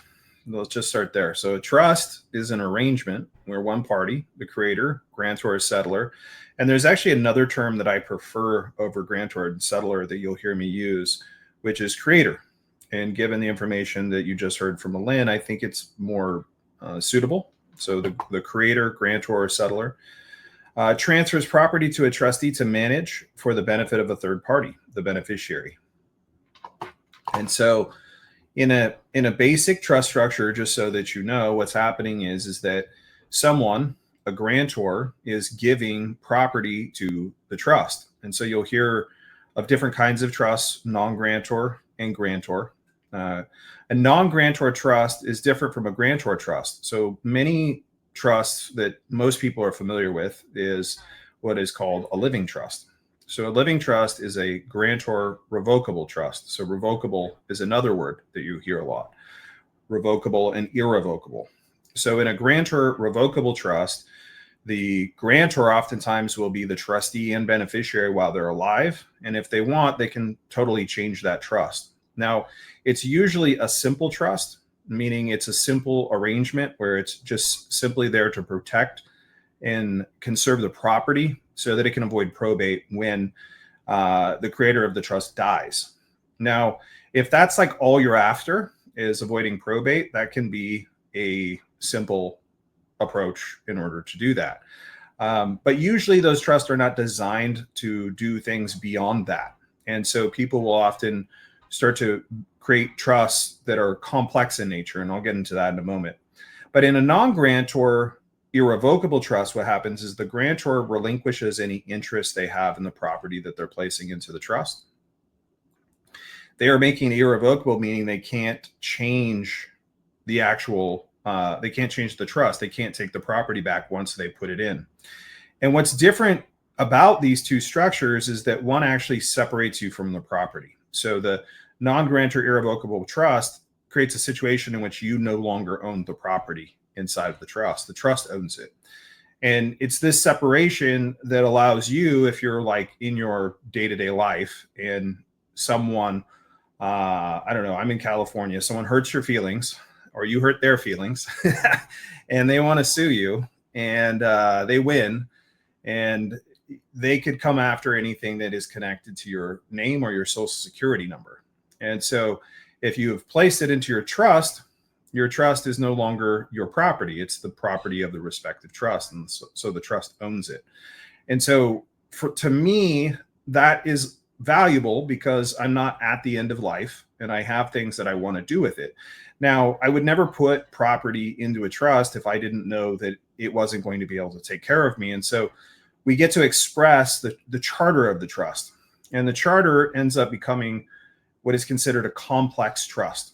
Complex meaning that it's not simply to protect or conserve assets. It may have a business purpose of some kind. It may have, it may buy property, sell property. Property, when I say property, I'm talking about both tangible property or intangible property. So it could really be intellectual properties. It can deal with any type of property. And so it can also be designed so that it takes care of its beneficiaries in specific ways. And so if you wanted to say plan a legacy for your family, you might want to structure it in certain ways so that you knew that they were being taken care of the way that you'd like to see them being taken care of. And at the same time, not abuse the nature of the trust. Or you might want them to. I've met people that are like, there's so much money that it doesn't matter. We can't spend it all. And so I was like, well, I don't have that problem. But what I like is to have a structure in which it supports, it pulls good behavior from the participants of the respective trust. And so when we're dealing with a legacy trust, we may have different rules for it. So the charter of the trust is the rules or laws of the trust. It's what the trustees will use and follow when they're conducting the affairs of the trust or providing benefits to the beneficiaries. And so it outlines that. And so when one is expressed that you like, it can be created in such a way where it really doesn't, there's not a lot of ways where it can trap you. It can be created so that it's elastic and take care of a lot of different concerns that may come up. And so we try to be quite exhaustive when we do that. Now, someone was mentioning spendthrift. There's like discretionary, spendthrift. You'll hear these types of terms. Discretionary, it means that the trustees have the discretion to be able to provide benefits to the beneficiaries or use the funds in the trust. They're not supposed to be controlled by the beneficiaries. The spendthrift function of a trust means that if, let's say, again, I hurt my neighbor's feelings, I call them names, and they're really bad names, and they decide they're going to sue me. Well, the spendthrift clause, like let's say a judgment was passed against me, that can't be passed on to the trust. And so a trust could have a spendthrift clause as well that allows it to protect its beneficiaries of the respective trust should there be some issue inside of it. And so what you'll find when you're hearing about trust is there's a lot of buzzwords like ones that I just mentioned. And those are really just characteristics of trust. Trust have a variety of characteristics inside of it. And this is one of the places where there's sometimes confusion that emerges. I know that I had it when I first got into it because I was looking for the right trust. I was like, there has to be a trust that has like the right name or the right model. Like I want a Ford F-150. Like I want a express common law, irrevocable, non-grant. Trust doesn't really exist that way. A man or a woman can express a trust, and then we can give to that trust characteristics. And so the characteristics can be important, but there's a variety of characteristics you'll find in the trusts. They really depend on what it is that you're trying to accomplish. Now, the next big departure in trusts is that there are statutory trusts and non-statutory trusts. So as you learned from Malin, you have the power and capacity as man or woman that's alive to be able to create. You have the right to make agreements, to make contracts. And so because you have that fundamental right to create it, you can express your own trust. When you're done with it, you'll have the trustees accept their positions as trustees. You'll have all the parties that need to sign the document. You'll fund your trust, and your trust will be an entity that you can use to conduct and handle the affairs of your family, or whether you want to exchange with other parties, whatever it is that you want to do. For the most part, you can do utilizing a trust structure. So let's see. Use the ship analogy quite well. Well, the debt, it's a funny thing if you start to look at modern money mechanics, or modern monetary theory. There's also two sides of the ledger, and so there's the debt side. But if there's a debt on one side, it means that there has to be the other side, that it's a credit for somebody else. And so it's interesting to see, like, when we're in these periods of debt, that it actually means in some ways there's more money out in the market. I know there's inflation and a variety of things, but I don't think we have the power to pay debts. They took that away from us when they took away gold and silver. We're using bills of attainder. We're using currency, debt, Federal Reserve notes. Someone I had seen before post earlier, can you be able to discharge debts like IRS bills or things like that using equity? And I myself have not done it. I haven't had the need to do it. I have been trained and learned with people who do that, and I've seen it work for people. I know that it's very possible to do it. I've seen it done. So discharging those types of things can happen. But back to the statutory, non-statutory, I want to give you this framework, a little bit of thinking, because I think it will help you then guide your questions, and you'll get more out of the time. So statutory, non-statutory. Non-statutory means you create it yourself. You've been given the power by God in order to create it. And the only parties to that agreement are the parties to that agreement. So that entity does not need to register itself. It doesn't have to provide anything to anyone. It doesn't have to, if it needs to get an EIN because it needs a bank account. Not all the time people need to have bank accounts for their trust, but a lot of them do. I do. There's a way to be able to get an EIN without having to volunteer the entity to become a tax-paying entity. And so that allows you to have access to a bank account with your respective trust. The trust not being registered makes it very hard to find. It avoids probate. And the thing that kills really most people's potential wealth generation for their family is that they have no way to pass it on without avoiding probate. And so when we pass things on and we miss probate, it means that if we have property of different kinds, let's say businesses, or we have rentals, or we have different types of things that generate income or money for the trust, or we exchange for the use from people, those types of things don't have to stop when someone dies, because in a trust, you have successor trustees and successor beneficiaries who can take over the use of a trust, or take over the trust or the roles in it. And so it doesn't last forever. If a beneficiary dies, all the beneficiaries die, it can end. Unlike a corporation can go on forever. But by having it in this manner, it allows us to effectively be able to pass money on to our loved ones while we're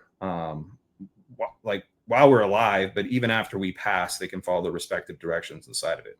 So I've given you just a basic background, but I'm going to start opening it up now. So I talked about non-grant or irrevocable. What about using irrevocable trust in everyday life? Let's see one thing. Is there anyone who wants to ask a question?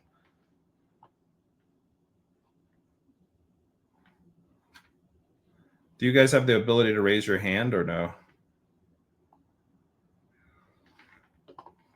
Yeah, if you do, is there a possibility? Can you raise your hand in your, oh, you can't raise. Let me just double check this real quick.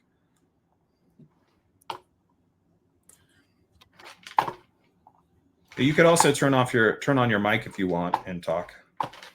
You should be. Landis, I have a question. Yeah, go right ahead, whoever is speaking.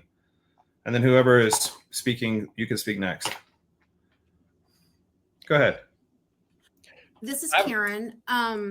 So I have a question, and I've been studying the trust situation. So I think I got a handle on like private versus statutory trust and stuff like that.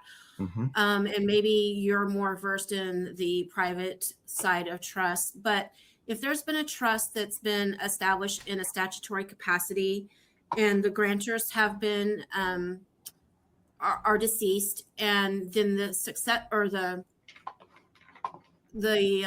trustee that was in that position also passed away unexpectedly, and there was no other successor trustees. How do you know how?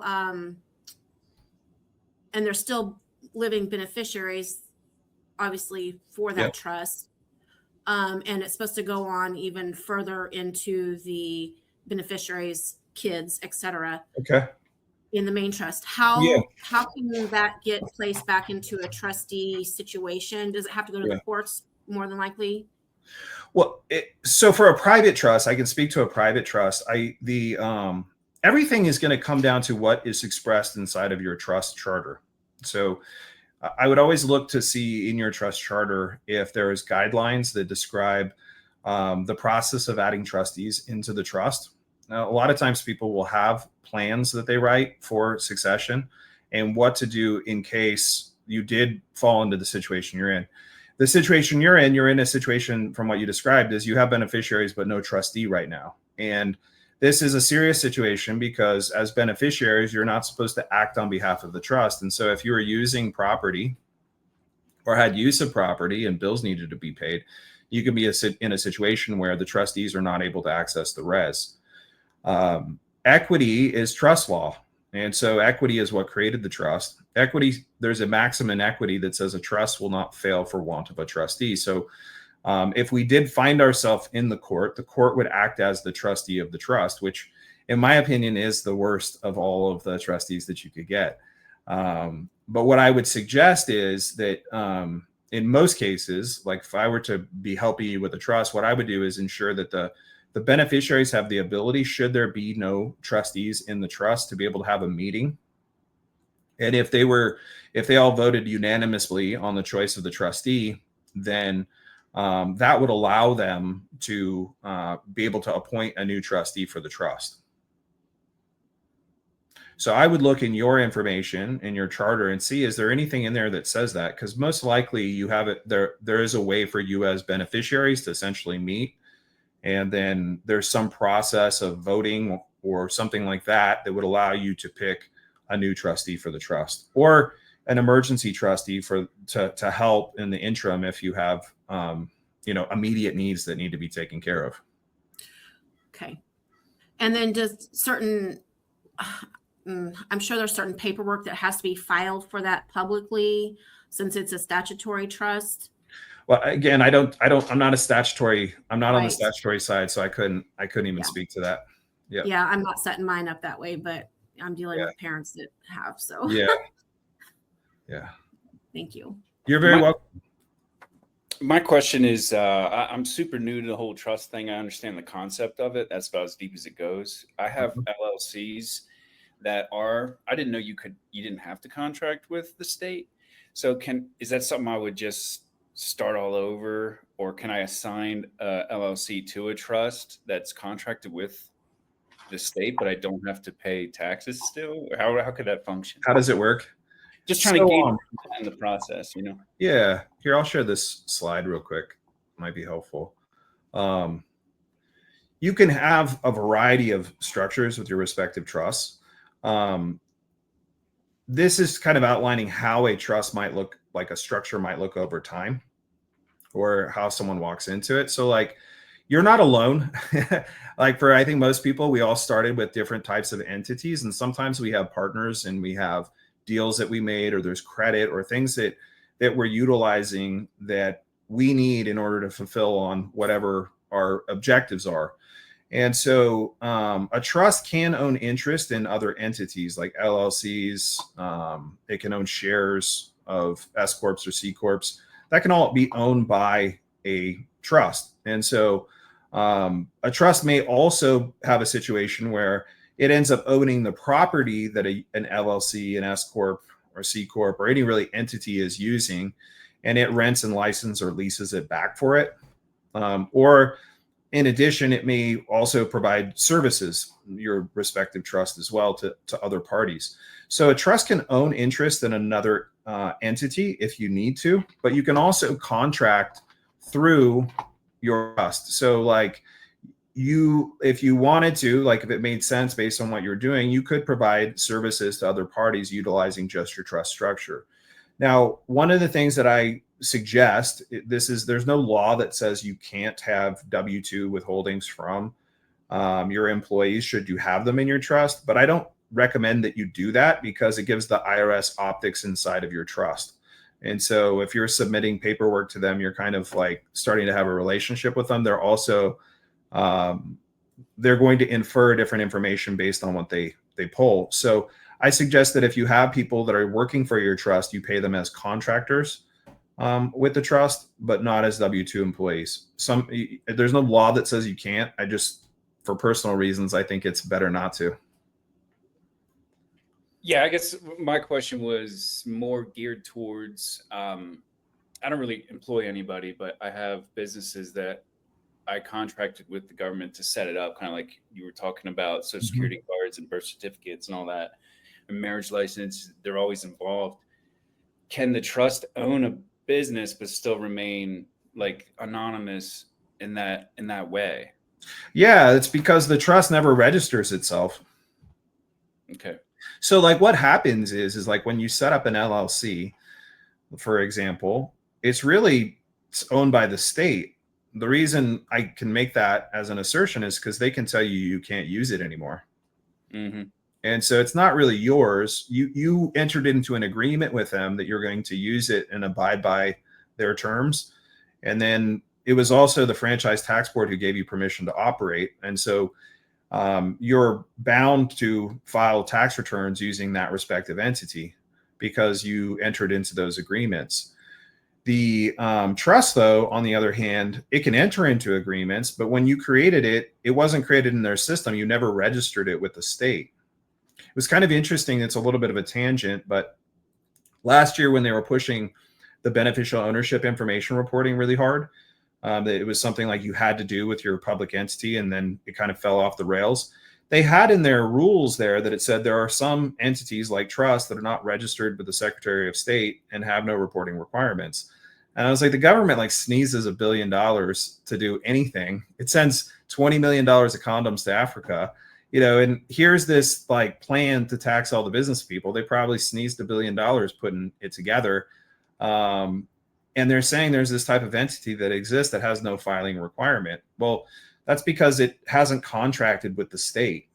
And so you can use an entity to be able to provide services. Now, you could find yourself in situations, though, where someone goes like, hey, you have to have this license, or you have to have this thing in order for me to contract with you.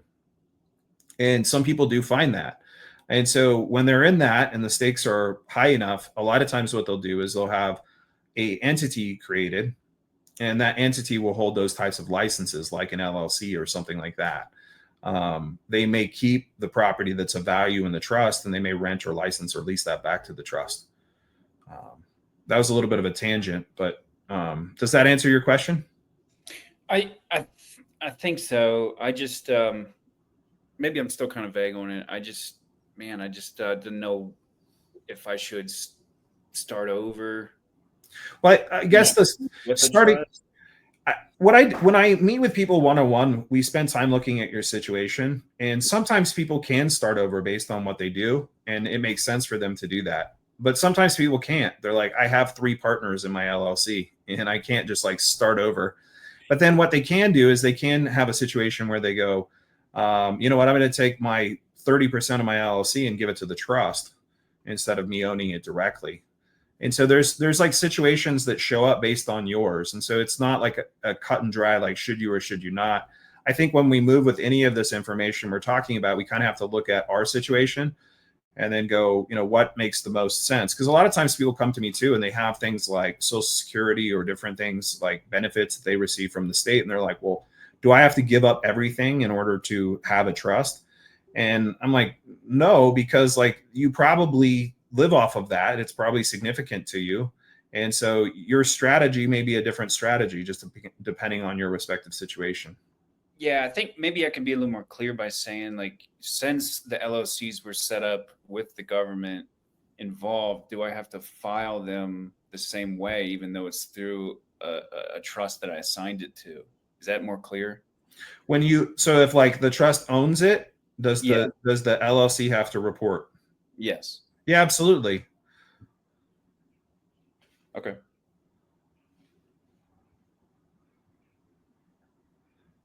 Yeah. Can you talk about Hi, Stacy. hi, thank you for doing this. How to put property that still has a mortgage on it into the trust and how to basically secure it the way you're talking about. So when I start people with trust, I start with a two trust structure. I start with one trust that is for their legacy, typically, and it's kind of the place where they keep anything that they own free and clear that's unencumbered in that respective trust. And then what we do is we create another trust that I call a public facing or public interfacing trust. The public interfacing trust is still a private trust, but its purpose is to take on liability and hold contracts. Most of the liability that you face in a trust comes from the contracts it holds. And so a mortgage is a contract. And so it's an agreement. And as a result, it comes with liability. And so what I usually suggest is when you have a mortgage on your home, that you first contact your bank and see if you can put it in a trust. Sometimes they'll allow you to do that. And so sometimes people think it's not possible, but I have heard that it is possible.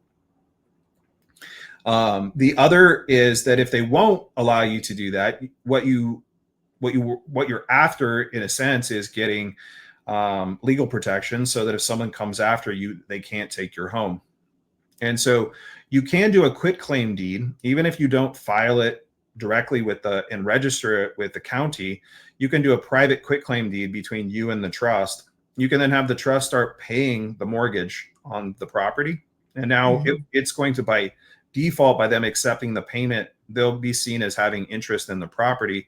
And the quitclaim deed will be proof that you have given it to them. Now, I wouldn't do this if, like, you're facing something tomorrow and you put it in the trust. When you put things into the trust, it's best to give them time to age inside of the trust so that you don't get into a situation where someone says you're trying to evade something or fraudulently convey property into a trust. Okay. I mean, I did do an irrevocable trust, or I set one up anyway with a bank, but the only thing that's in it right now is just money.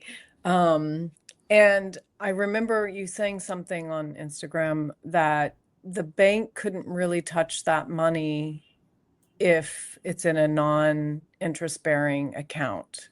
Can you talk about that? So non-interest bearing accounts are a little bit different, because what happens is when we have our money in interest bearing accounts, there's interest, and they see us as making income on that money. And so when we have a non-interest bearing account, it's not bearing any interest. It's not in the market. It's not like being used to generate interest. And so it's classified as different from that regard. And so, like, there's a lot of people, maybe there's people on this call. I had a situation where the court just like took all the money I had out of my bank account.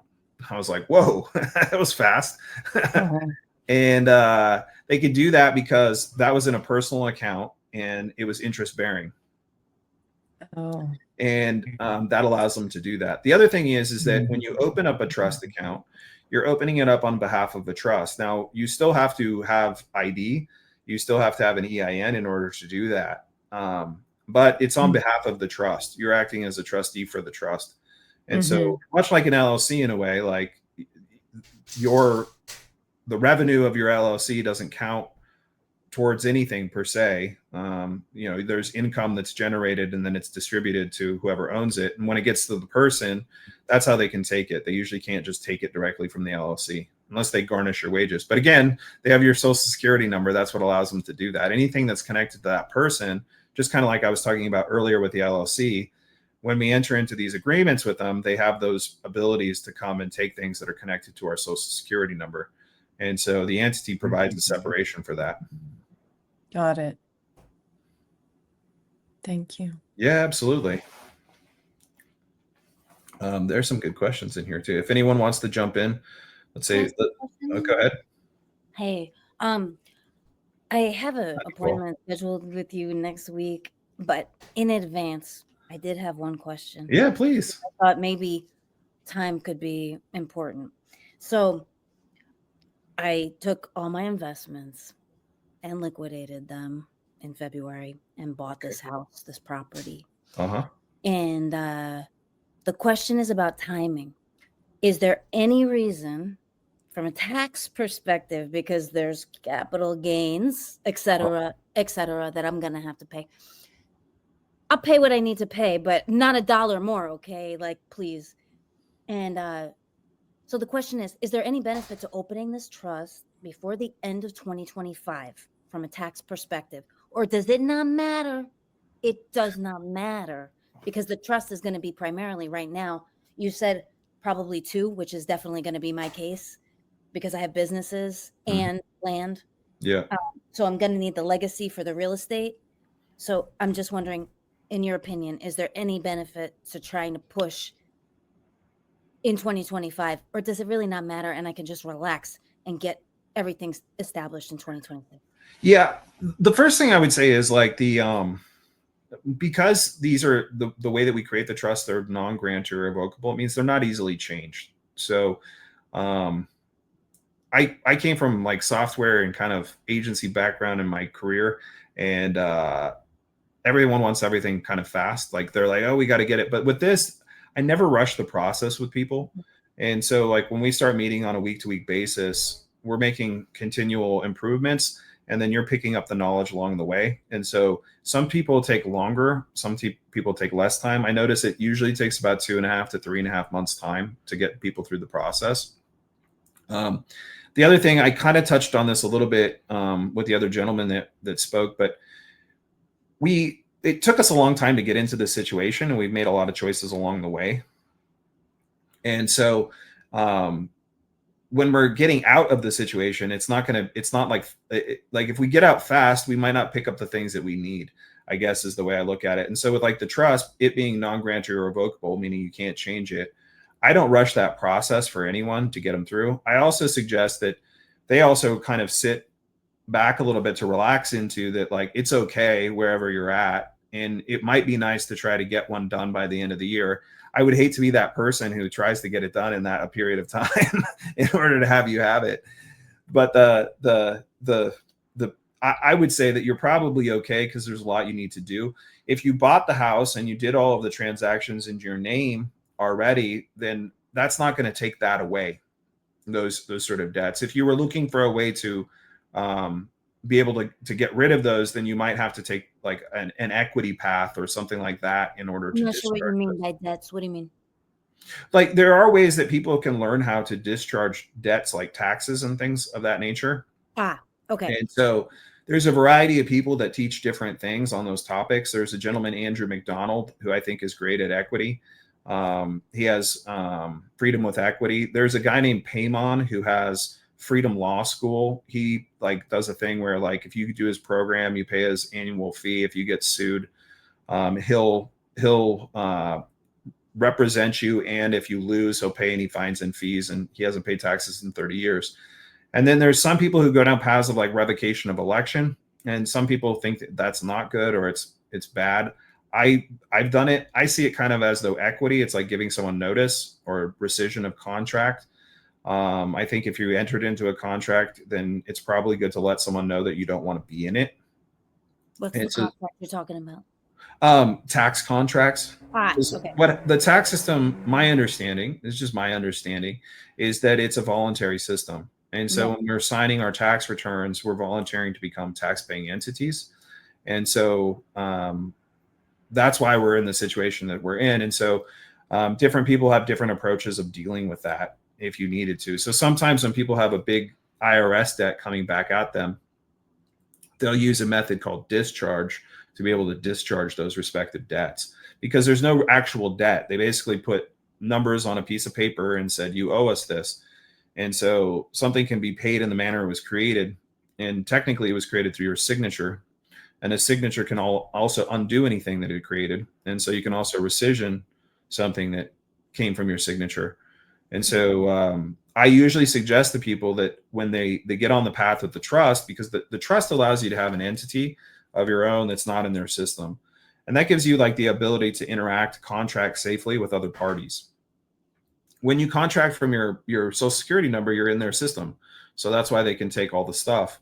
And so then as you get into the situations that you find yourself, I think that the path of learning equity is a nice one. It's a long one too, to start learning things, but you can start learning kind of based on the things that you're interested in accomplishing.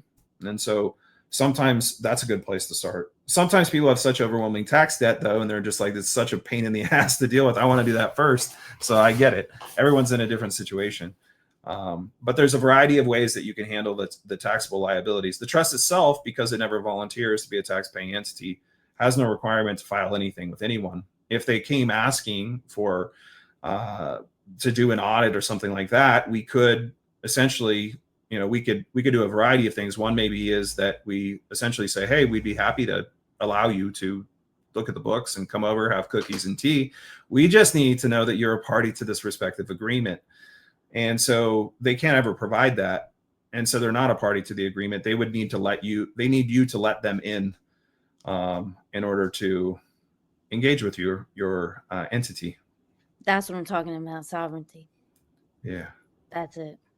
Cool. Thank you so much. You're so welcome. Yeah. Both Looking of forward to you see you guys. next week. Really good. Thank you so much. Yeah. All right. All right. There was this QA section over here too. There's some good ones in here. Let's see. I'm in New Zealand. Have you cashed? Trust price. Trust that's on my legal person. Trust can't be the beneficiary. Just Landis, I have a question. yes, please. Are you able, if you have a W-2 job, are you able to convey your check into the trust? You would have to take are there ways to? The only way with the W-2 job, it's very hard because you'd have to essentially take your money out because they tax you at the job site. So some people do a process called like a W-8 BEN. And what that does is that has you as a W-2er, you're giving HR essentially notice that you're not, you don't live in the District of Columbia where tax is supposed to be due. And so they're supposed to file that on record and then no longer take any of your pay or have no withholdings. And so some people will do that. But if you wanted to put the money in the trust, once you had received it, you could take it and then put it in the trust, but you wouldn't receive any benefit that way. How some people, not everyone can do this based on their situation, but if you can become a contractor and provide what it is you provide, then you could use your trust to contract. I've done that successfully. Okay, thank you. Yeah, absolutely. Good question. I use sovereign filing solutions for irrevocable thoughts on that. Have you heard of that company? I don't. I know there's a variety of people that do trusts. So someone wrote, I use the company. Thoughts on that? Have you heard of that? I have not. I have no opinion on whether they're good or they're bad. If the tax system is voluntary, then why are folks being put in jail for not paying them? So that's a great one. What I've seen through the path of equity is that when they send us documents, they expect that we'll respond to them. And if we then respond to them with different types of orders, when we actually find ourselves in court, if we do, we're actually acting in honor and we can effectively be able to discharge in most cases. One gentleman I know was facing 10 years in prison. They put liens on his houses and he was able to get that to stop. But mostly what people will do is that they'll just decide that they're going to stop. And then when the letters start coming, they don't do anything. And so then they find themselves in court and they've acquiesced from the beginning, and then they find themselves in a variety of challenges as a result. Jomo, when you say a trust can operate business privately, how do you define private once goods are sold to the general public? I see it as exchange. So if we go like fundamentally about like property, if you truly have the right to own property, then you own it. There's different ways that it may be said, like fee simple absolute. It may be said as that you're the grantee absolute over the property, that there's no one who owns any other interest in it. And so if it was truly your property that you were giving to someone, whether it was intellectual property, your energy, like your time is your property, if it was services of some kind, that would be an exchange with someone else for something that is going to be a value that is equal to you. And so when we start to move more into the private, I like to look at it as from the standpoint of dealing with property. It's like if you want to come here, we exchange property. If you want a painting, we're exchanging property. The property happens to be a painting, and then it happens to be whatever else that you offer. And sometimes the only thing people can offer is currency, and so that's also a property. So I don't see it as I try to do our best to stay out of the public realm, but some things end up being a little bit gray in terms of like what you need to do in order to create things. But I found so far you can open bank accounts, you can open accounts with crypto exchanges, you can open accounts with insurance companies, there's different payment processors, there's a variety of people out there that when you need services for your trust, you can't get them. Will you send this recording to us? Yes. I have a question about the 98 EIN trust and how do they actually work if they do. So the 98 EIN trust is considered a foreign trust. And so there is a convention, the Hague Convention. There are countries that are participating with that convention. And then there's non-Hague countries. And so in a non-Hague country, people will apply for what is called a 98 EIN. And there's a variety of countries that sit in that category. And so some people use those to essentially designate that they're foreign from the United States. I don't know if it's necessarily to do that. Like, I'm not saying it's wrong. I just think that at the end of the day, the system is voluntary in the way that it works. And so when you really break down their processes, what you'll notice is there are usually two parts in process: their application and then registration. And if you look at the difference between an application in most cases is never a legal binding contract. It's not a contract. You're applying for something. It's not a contract. Both parties would have to agree to terms. And so they may make you an offer afterwards, and the offer may say like, hey, you capital YOU need to register your entity. And if you like look at it kind of from equity eyes or kind of like a trust framework, you realize that it's an offer for registration. It's an offer to volunteer. Equity says that there's a maxim that says equity will not aid a volunteer. And so if we volunteered for something, then we're on the hook. But if we haven't, then they would have to have proof in writing that the trustees or the creator or someone that is a party to the trust has signed something. So it'd be very hard for them to do that because nothing ideally would exist.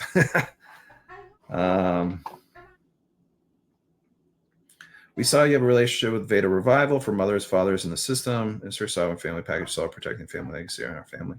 Goods trust building services with Minister Dion. Is her approach trustworthy? I don't know what. First off, I know Veda, and she's always been great. I met with her a couple times. She was sharing what she was up to. I've met a few people that have went through her process now and seem to be happy with the results that they're getting with it. Includes trust building services. I don't know what Minister Dion does inside of her respective processes in order to set up trust for people.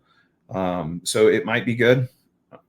I wouldn't say. I think Veda's great, so she probably picks somebody who's nice. We have a relationship. She forwards a lot of people my way. A lot of times when people come to me, they oftentimes have situations where they have businesses or they have property of different kinds, and they're kind of like looking for an overall plan.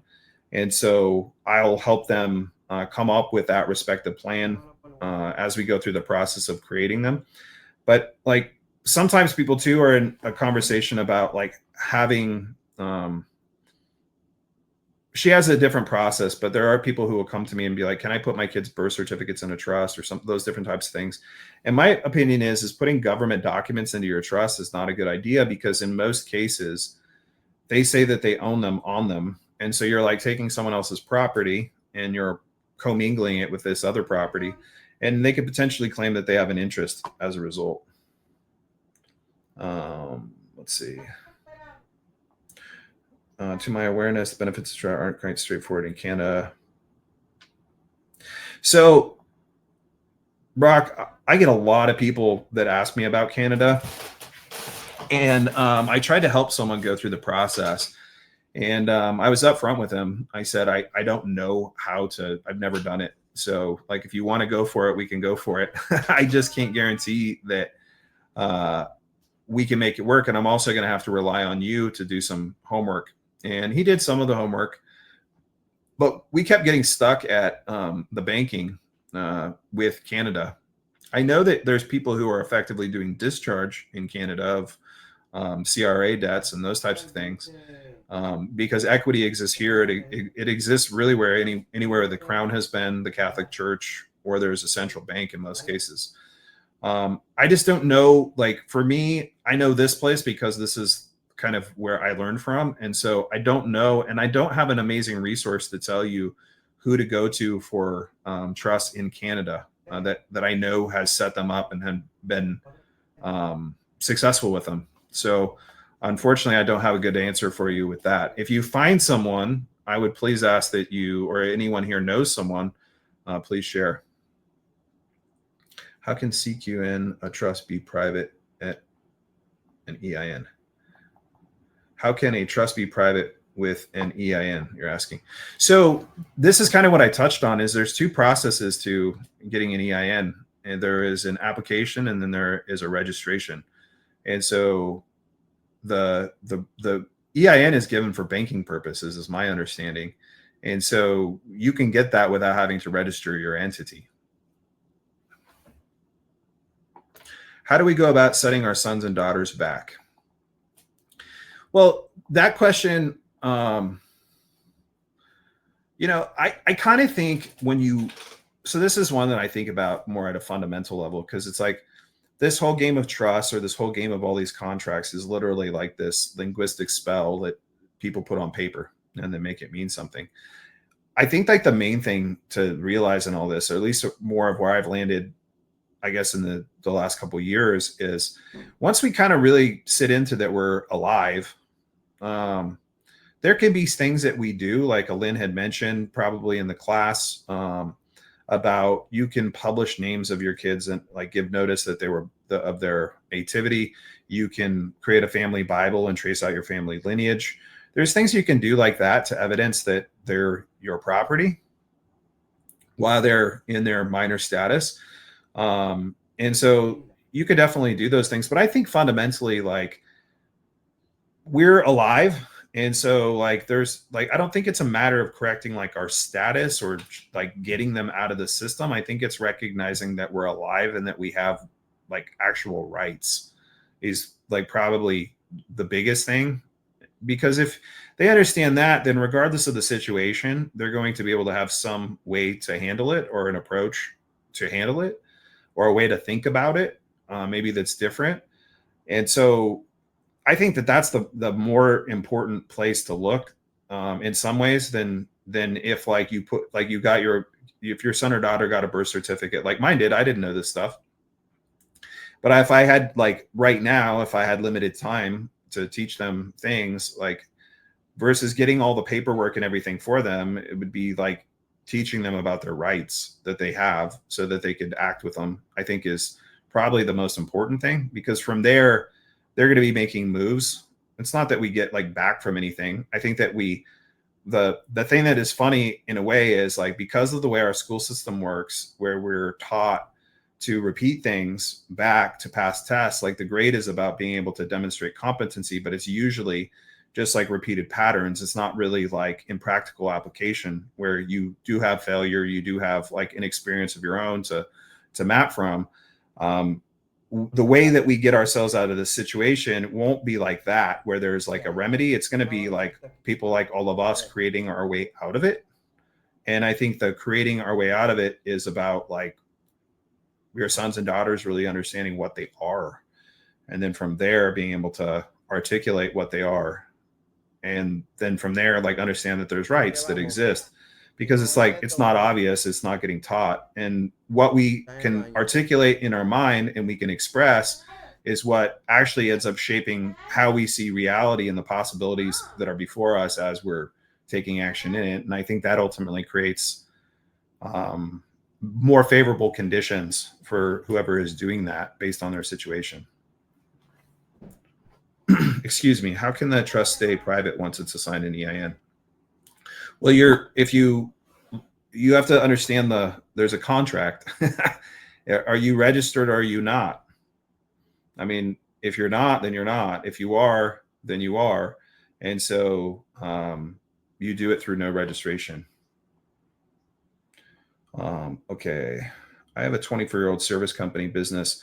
It's a med spa requiring many licenses, buying equipment and insurance for renting space, so I can find a way to move into a trust, or do I need to dissolve LLC, sell everything?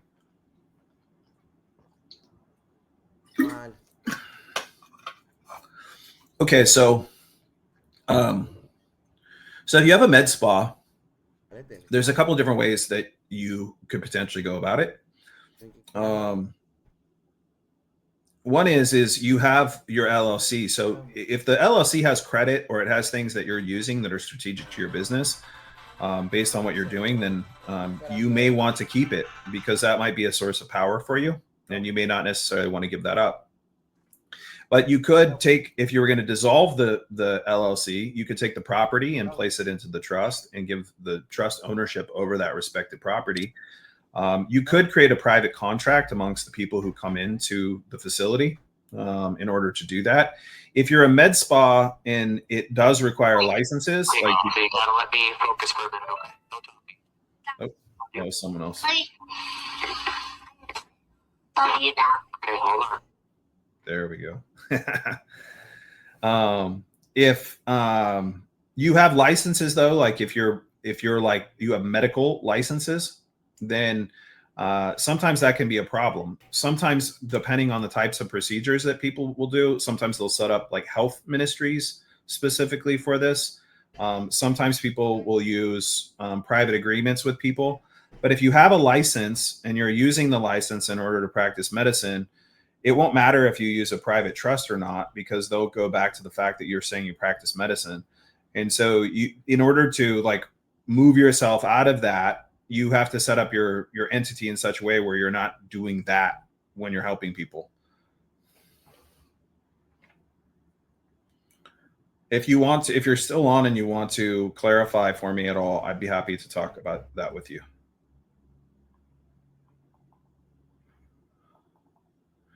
If a trust operates a private food business, how does that trust team general product liability insurance from, and that municipalities and farmers will accept? If the trust itself is not publicly licensed, you can always, if this is where like, if you're like, I have to have a license, you can have a license for an entity that has those things and you can accept money through your trust. I mean, there's a variety of ways that you can go about, you know, different situations in order to do that. I know that trust can get insurance if you need insurance from things. Where you may have more issue is if you have a farmer's market and they're like, we require a business license. Well, sometimes like they're checking off a box. And so maybe you open a business license in your entity or in your name, and now you have it, but your POS and everything is connected to your trust. I don't know. I mean, get creative. Jomo, if a trust creates and operates private food business, there we go. Trusts, I've heard Make Freedom, SPC. I don't do any SPC stuff. Heather, how do we go about getting our sons and daughters back? Oh my gosh.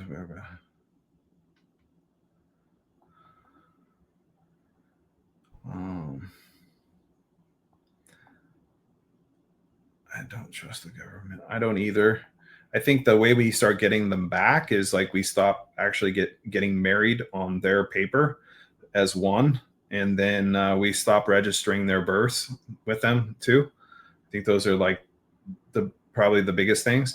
I hear some people that have a certain trust that have certain bank where each deposit comes back 10x can do create. I wish if that exists, that sounds awesome. But I don't like with the trust we create, like you still will have to create what you're creating, but you have a safe place to put the stuff that you're creating. But you still will have to create something. It's not going to solve that for you. As a total beginner, what would you suggest starting with to move into private? So again, this all depends on your situation. I think if you have, I think people will fall into sort of, there's kind of two categories that people will find themselves. One is they have things that they could lose. And they're like, I have things that are at risk. And so I have property that's at risk. And so that property, or they're like about to set something else up that they want to grow. They also sometimes go like, I'm now sitting in enough risk where it makes sense for me to create a trust because the benefits of the tax aspects of it, plus the protections that are there, like really will help me in my situation. And then there's some people where like they don't have anything to lose right now. Like if they got sued, there's not a lot of property to take. It might be painful and it may suck, but there's not a lot that they could take because there's not anything there. What I usually suggest is if you're in the situation where you have things that you can lose and that you go, that is really like, that's like the situation I find myself, then I think a trust is a great place to start. If you're not, it's not that a trust might not be a great place to start for you, but it may be the case that like understanding how the tax system works more, maybe that's like a bigger help because maybe you could keep more of your pay. Maybe there's like different things that you could do that would like give you more freedom in different areas. Because I find with all this, it's really, we're all like accumulating, I say it as power. I see power as capacity to act in our life. And like, you know, we're all on different trajectories, learning things, trying things out, and we keep accumulating and it kind of stacks over time. And so if you take like, for instance, and you learn how the taxes work and you have more money in your pocket, and instead of just like spending that on something else, like invest into your education and your knowledge in different areas, you're going to come out with more knowledge that's going to be beneficial and most likely make you more valuable in whatever pursuit it is that you're up to. And so I usually will suggest people go down the path of learning how to keep more money in their pocket if they're not in a situation where they have much to lose. Heather, on paper, would we have to worry about the government taking our sons and daughters at some point because we aren't doing things the way?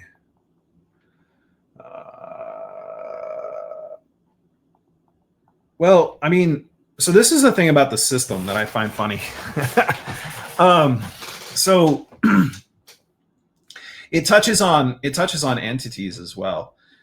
So when we have registered our sons and daughters, or we've registered our property and they become guardian, or we create an LLC and we say that we're accepting their terms and conditions and that they have an interest in what we're doing, we're essentially giving them permission ahead of time to be able to do certain things like have audits, have you disclose your books, have you pay filing fees.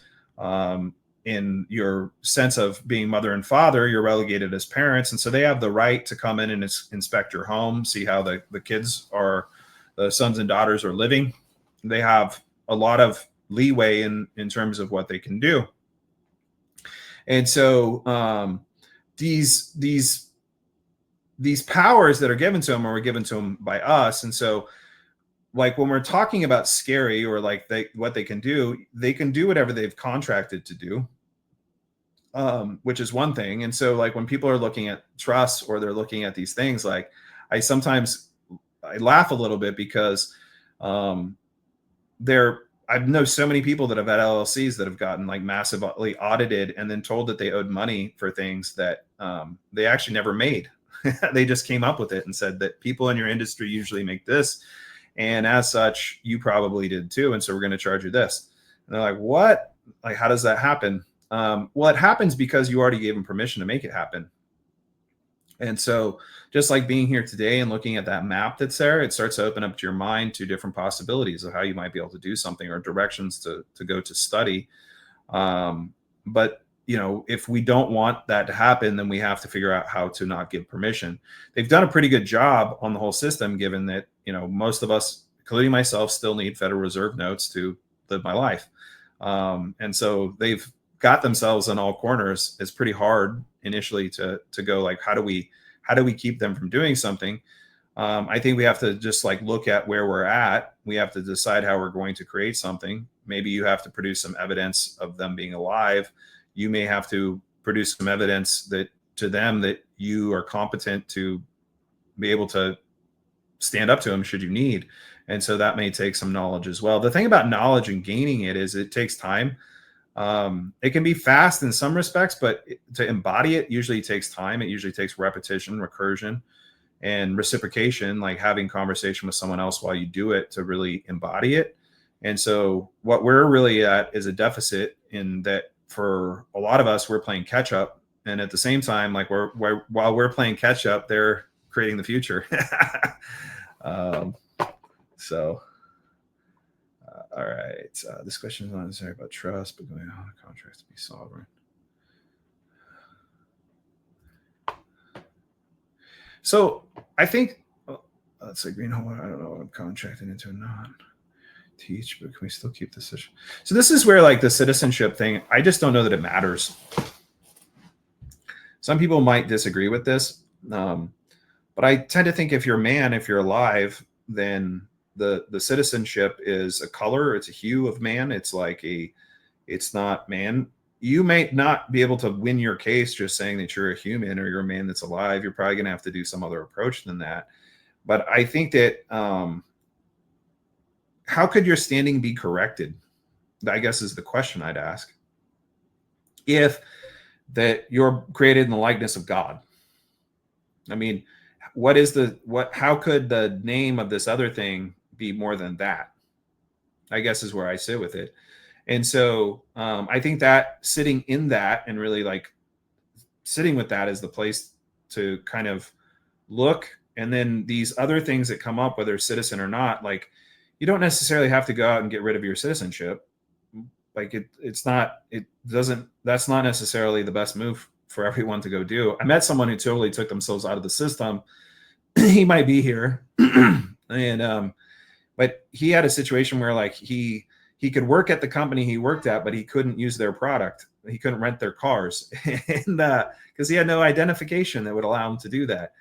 So that, I think more so is the case is understanding where your rights exist, your natural rights, understanding what you can or you can't do, understanding equity, because then I think you have a little bit of a fighting chance. Will someone who receives state services for their disability still be able to receive them outside of the trust? Yeah, so this is especially important for those of you like me who have aging parents that are, some of them are in retirement, some of them may be just entering retirement, some of them might be preparing for retirement.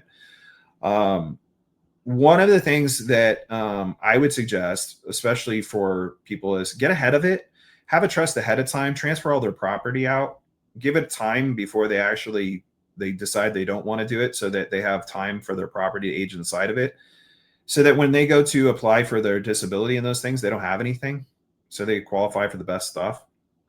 If you have benefits, you may be in a situation where, depending on what you declared, you might declare that you own a home or you have a variety of things that are set up, or like there may be some process you went through. I think there's differences in the respective states of the plans and programs and things that they have.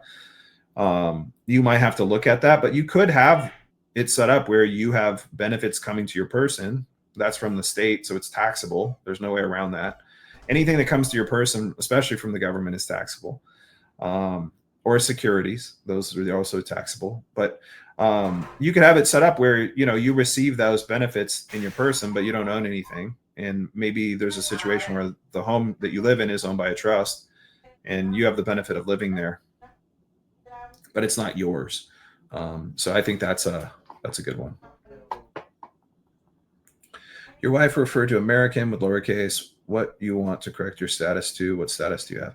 See, this is where, like in the beginning, the status thing, I thought that this was like really important. And some people would say that it still is. I'm not saying it's not. I just go back to what I was talking about, is like kind of knowing where your standing is. If we sign up for consultation, consult fee deduction for cost. Yes, if you remind me. Yeah, I don't mind doing that. If you sign up for a consultation, I'm happy for that fee to be deducted from the services. How do we get signed up for you for it with a one-on-one? I sent an email about a month ago. So the link for it is, I'll put it in the chat if you want to book one.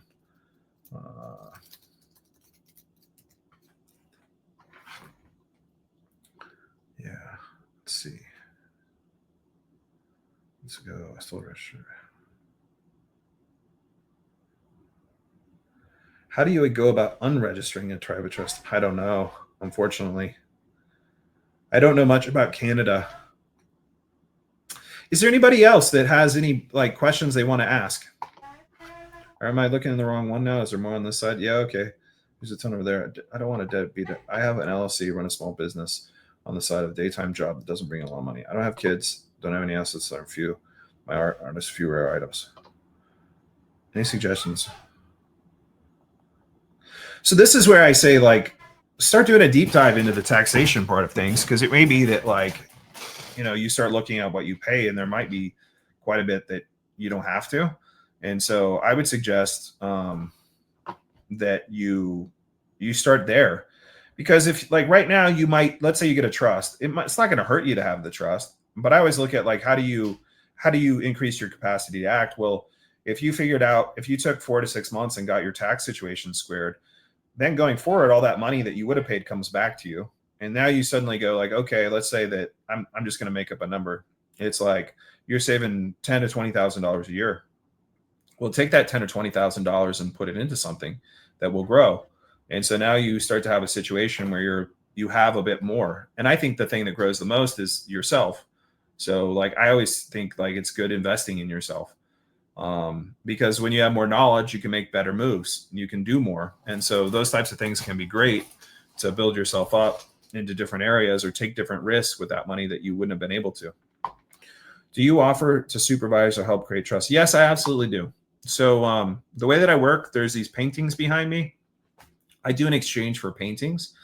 The exchange is for $7,500. I break it up into 3 equal exchanges throughout the entire creation of your trust and the painting. And so it usually takes about 2.5 to 3.5 months to go through. But what I do is I meet with you one-on-one. We start initially planning structure, like how does it need to be laid out. We look at it from a 10,000-foot view. And then I start customizing the trust with you. We'll work through, and they're very open conversations. We meet directly together. We end up going through all kinds of different things. I talk with people from all kinds of different backgrounds. Sometimes people have certain religious beliefs that they want to incorporate scripture or different things into their trust. Some people have different spiritual beliefs about certain topics that they want to make sure that are transferred to their loved ones. Some people have really specific things that they want to see happen with the money. They may have unique ways of giving priority, or have really special wishes for the way that things are going to happen with their family, or just special needs in general with how it is that they do business. And so I spend that time with you planning all that out, expressing the trust. We reach some point where you go, I think it's good enough. Like, I think we've reached I think we don't need to make any more changes. And so we send it to you. We print it, we beautifully package it along with the artwork. And then the first thing I have you do is read it. I want you to spend time in it and make sure that we didn't send you someone else's trust. As far as the artwork, I can't guarantee you'll love it. But I do take the information that I learn about you and try to create something unique for you. And so most people are pretty happy with what they get. If you have any changes, we'll make any of those changes. We'll mail them back to you. Then I start training you. So I usually break training into 2 main parts. There's the initial heavy lifting of getting the trust going, is actually getting all your signatures and autographs from the people who are going to be party to the respective trust. And so they all need to be wedding signatures. So it takes a little bit of coordination. I then train you how to open up your bank accounts. I train you how to convey property into the trust properly. I teach you how to create records and registry numbers for property. I show you how to distribute your units of beneficial interest. I'll teach you what you need to do once you get to the bank. And so, and then in between there, because we get to know each other so well, all the kind of the things that like need to be figured out will be, because we'll have enough time to have conversation. And so I don't offer refunds in the process. There's also no teeth in my contract. If you don't like me after we get started, you will not exchange with me again. And if we write the trust and we get to the end of it and you're like, that was the worst thing ever, you will not send me the next exchange. But almost everyone makes it through the process. I'm also pretty easygoing. My philosophy is that if you're willing to communicate, like anything can be worked out. We're together for a large period of time. And so things can happen. Things can be thrown off course. I'm infinitely patient as far as like ensuring that we get there. And if we need to make other arrangements, I'm always easy to communicate with. We don't have a CFO or a board that we have to report to about quarterly earnings. So that's it. Hi, can I ask you a question? Yes. Well, I kind of didn't hear what you said about how can you open a business privately without register to the state. Do you have a business? Yes, I do. Yes, I do. Can you share kind of the nature of what it is? I'm a private investigator. Okay. I also do I enforce judgments. Okay. Who pays you? That's the thing. I get money from when I take money from creditors. From who? From creditors. Creditors. So private businesses pay you. Yes.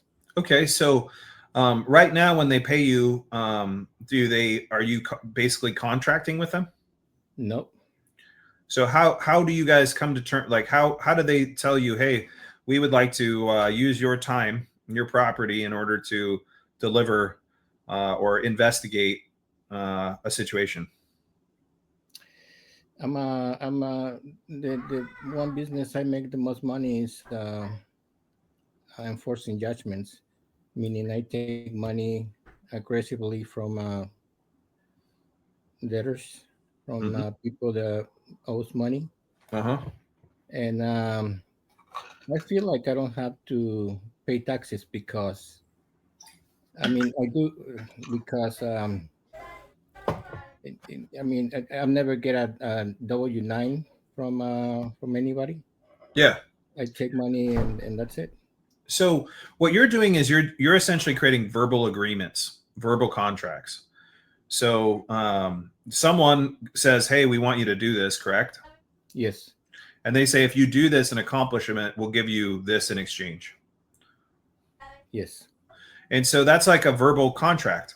And so your trust of your trustee of your trust could make a verbal contract and say, hey, look, I'd be happy to do that for you. Do they give you cash or do they give you a check? They pay me different ways: check, cash, sometimes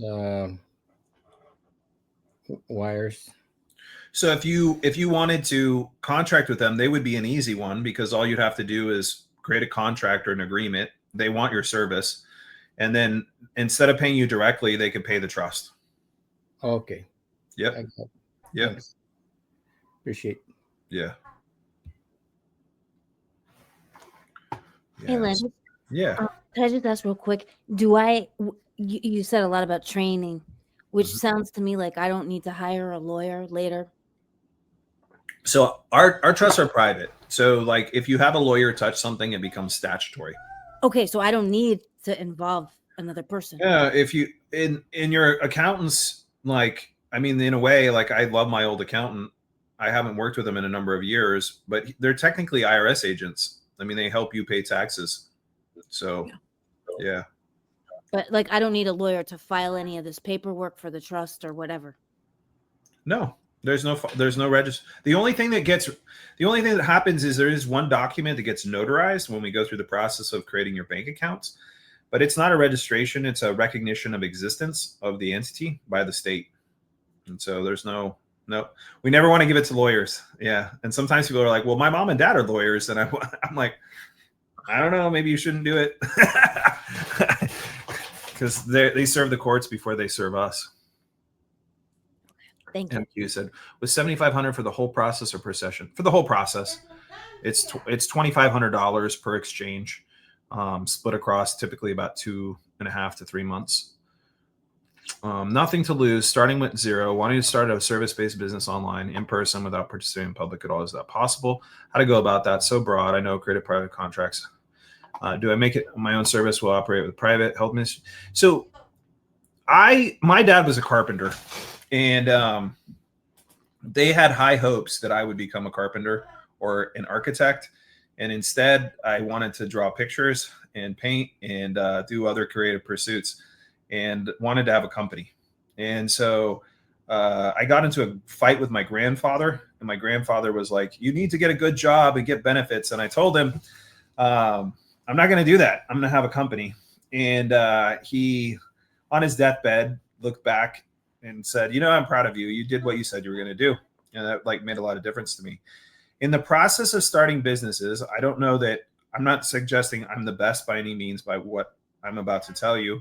I think that there's a variety of ways you can do it. But I think initially, the most important thing is to have your needs met.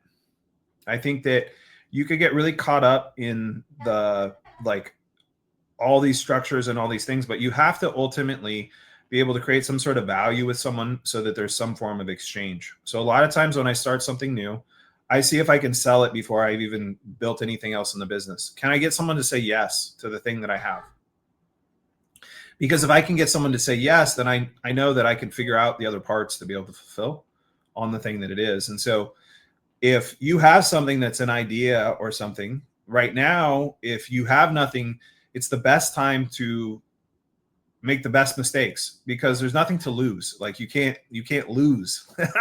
I mean, it may be tough, and I've had those situations where it's tough, but you can't lose ultimately, because there's nothing to lose. And so you can only move forward. But I suggest usually in the beginning, if you're looking at resources and you're like, I have to choose between food or getting a trust to start something, get the food.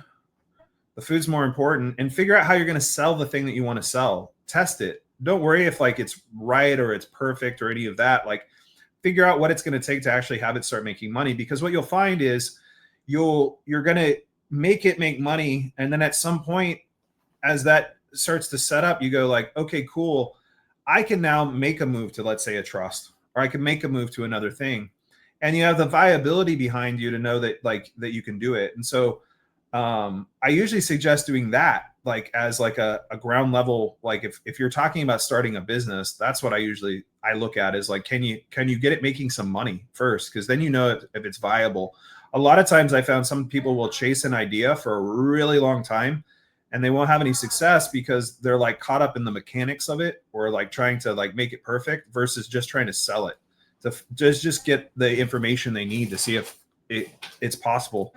And so I would suggest that initially. And then the mechanics of like what you choose as your entity or those things, you can figure that out based on what you end up doing. And what you need and how you want to structure it will also help reveal itself, because you'll have something that needs to be structured. Now, that being said, if you have something and you can afford to, and you want to just like get it all set up in the beginning, it's great. But like, I didn't grow up that way. I didn't grow up with like knowing what venture capitalists want and knowing what shareholders need and knowing like how to negotiate deals or how to set up contracts with people. That was stuff my dad didn't teach me. I had to learn that. And so that took time, that took effort, that took like a variety of things. And so, but like a lot of times for the stuff that I learned from people, I didn't get paid anything. And I think that like, but the knowledge was there so I could duplicate it and use it. And so in the beginning, I think like go after, like make money, help people, create something of value, increase your knowledge, and then you'll find yourself in a situation where you'll have choice in the matter. You can structure it like with your trust or whatever you need, but you generally, like, if you don't have anything to lose, then the trust isn't going to protect anything because there's nothing in it. And so you have some time. How do clients pay into a trust? Going off an answer you just gave. So you can accept really, there's a variety of ways you can accept things. It could be credit cards. It could be if you get a merchant account, if you could do bank transfers, you could receive cash, you can exchange other properties as well. I always tell people, like, if you have like beef or something like that's of value that we can use, you can propose that to us, because I love it when that's possible. It's just like not a lot of people make things, so sometimes it's hard to do that or grow things. But the trust can accept any form of payment for the most part. Landis. Yep. So going off of that, so like I have had a Schedule C for a business for almost 30 years now, that I've always filed. And of course, I'm actually in the process of doing revocation of election and getting out of that situation. So once the trust is set up and I'm operating out of the trust and living in equity, and then my services and products that I provide for my business, which, like I said, is not an LLC or anything like that. It's just, been strictly operating underneath myself. So like when someone pays me cash, then I can just deposit that cash, show it in the ledger going into the trust. And then as a trustee of the trust, I can live out of the trust that way. I mean, is that how that works? So what usually happens is that inside of your legacy trust, the legacy trust is designed to take care of any of the debts that its beneficiaries may have, any debts or obligations. Right. And so your legacy trust will often pay for things that are in your name that you don't want to take out of your name. Right. And then your public interfacing trust, let's say you contracted with that trust, let's say with T-Mobile, and you wanted to be able to utilize it, you would be able to, if your legacy trust requested access and use to any property in that public facing trust, then it could get access and use for its beneficiaries. And so your public facing trust may be able to contract and carry the liability for that thing, and then be able to give it to the legacy trust.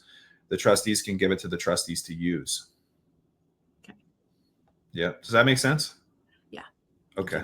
Yeah, absolutely. I don't think many want services. My service per se isn't necessarily like, there's a variety of people that provide trust, and I think that there's probably other people that are really great. My background came more from a business background. I had built a few companies and had experience raising money and creating teams. And I tend to be a little bit more business oriented when we go through the respective processes. But yeah, if I don't claim to be the best, my hope is, though, when you look at it, is that the legal industry is massive. And so as you here are learning this or other things, different ones of you will go into different directions. And there's enough for everybody. There's quite a lot of controversy out there amongst all kinds of things.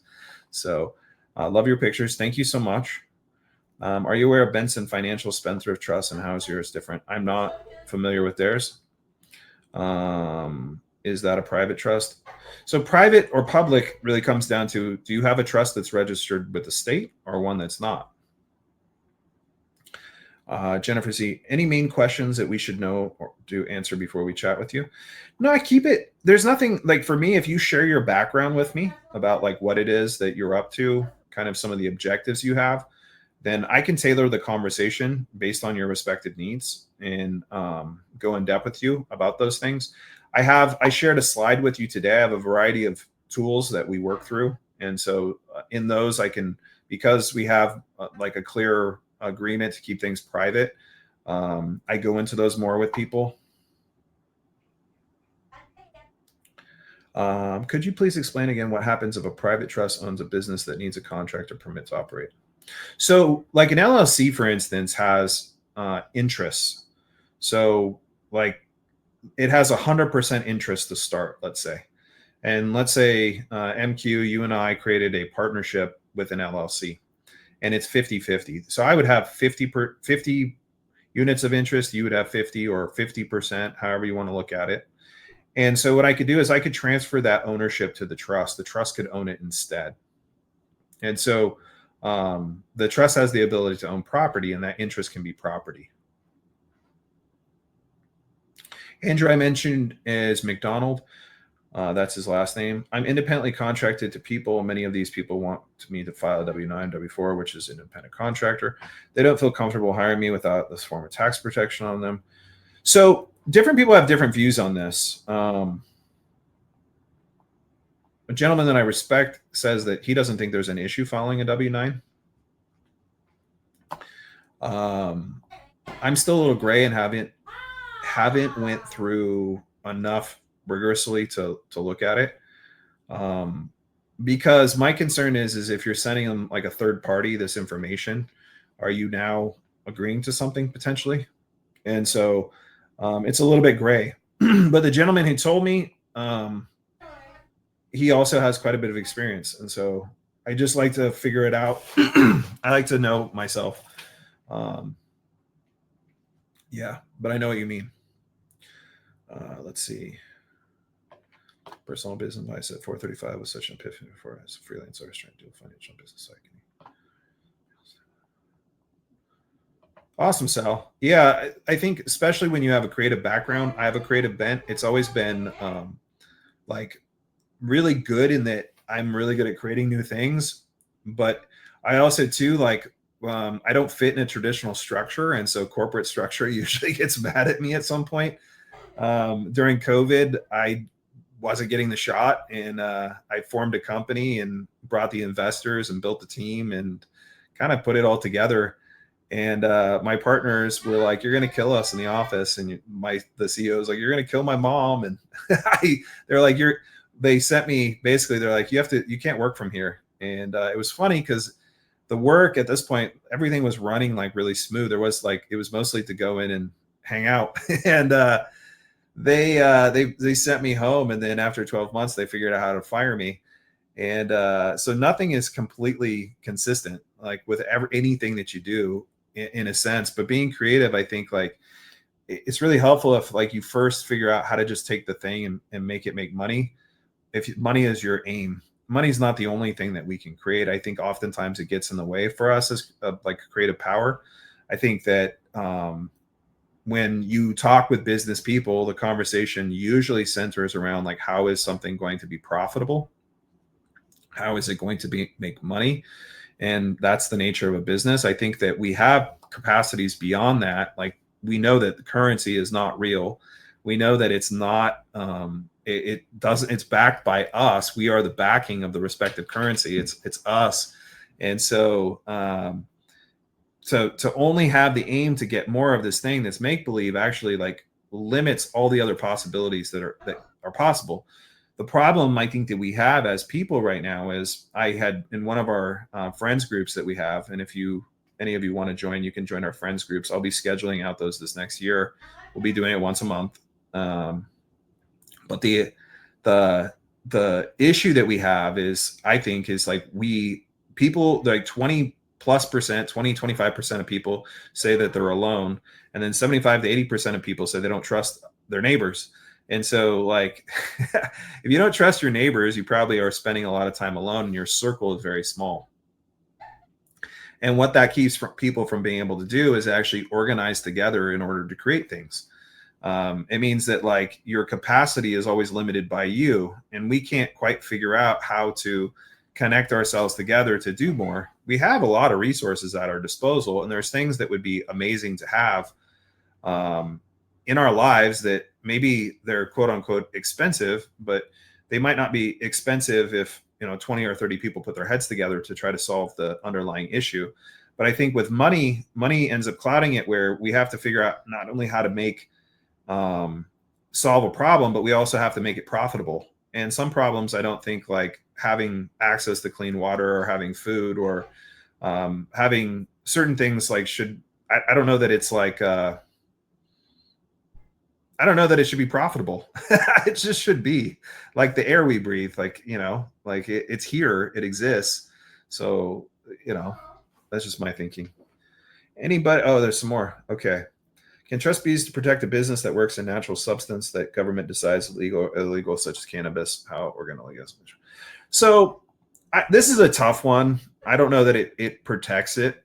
The issue really probably at hand is that the state has said that this thing is like a controlled substance of some kind. You may be able to make the argument that it's the property of the respective trust, and there is nobody that has come forward that says it's caused them harm. But that's probably that's quite a fight to get into. When you're dealing with like raw milk, though, raw milk is sort of a different sort of situation a little bit. Like you don't have, I mean, some people, I guess, have went to jail for raw milk, which is pretty ridiculous. But what you would look at, like if you wanted to sell something. So this is something I'm about to share you that I think is really helpful. So a lot of people talk to me about 508c1As, ministries. There's a difference between a ministry and a church. A ministry is a private entity. A church is a public. There are certain regulations you have to follow if you're a public church. Private membership associations, PMAs, and then there's trusts.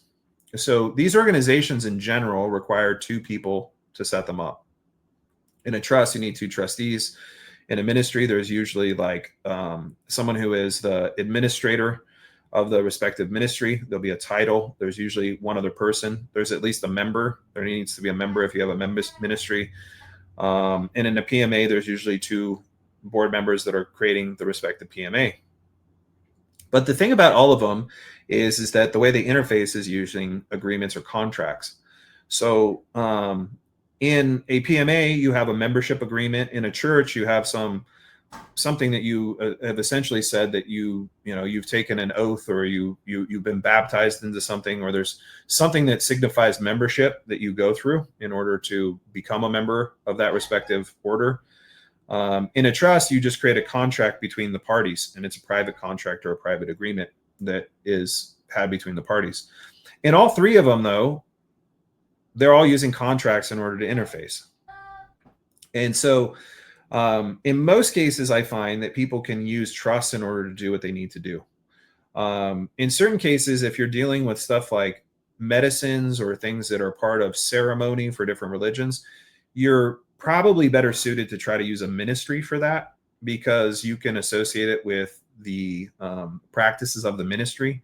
There's sacrament or different types of things that may be appropriate for that, and so you may consider that. The PMA can be helpful. Sometimes I find that the trust can handle what it needs to handle, because we're talking about contracts. But sometimes people have situations where there's people coming in from the public that they're not going to see, maybe like in the case of milk, and they're like, hey, I just want to do it through an association of some kind. The association, when you do that, if you don't have it like owned by a trust, it's generally owned by the directors who created it. And so you probably want to have some sort of other entity involved inside of that sort of setup. Should you do it, even with the ministry, you may want to do that as well.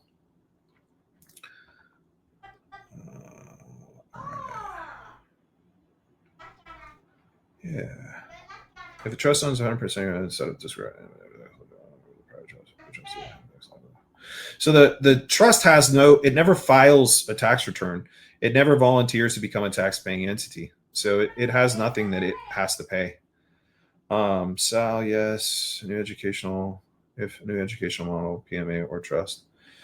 Like I set up my website as a PMA because there's people coming in that I don't know. But like if there's something beyond that, the consideration is essentially your email. I realized I could use that as consideration because we used to buy large amounts of data with one of my companies. And so there's a value to your email. I never sell it or anything like that. I hardly send anyone emails. I think you're the first group since for the end of the new year. But yeah, the PMA you can use.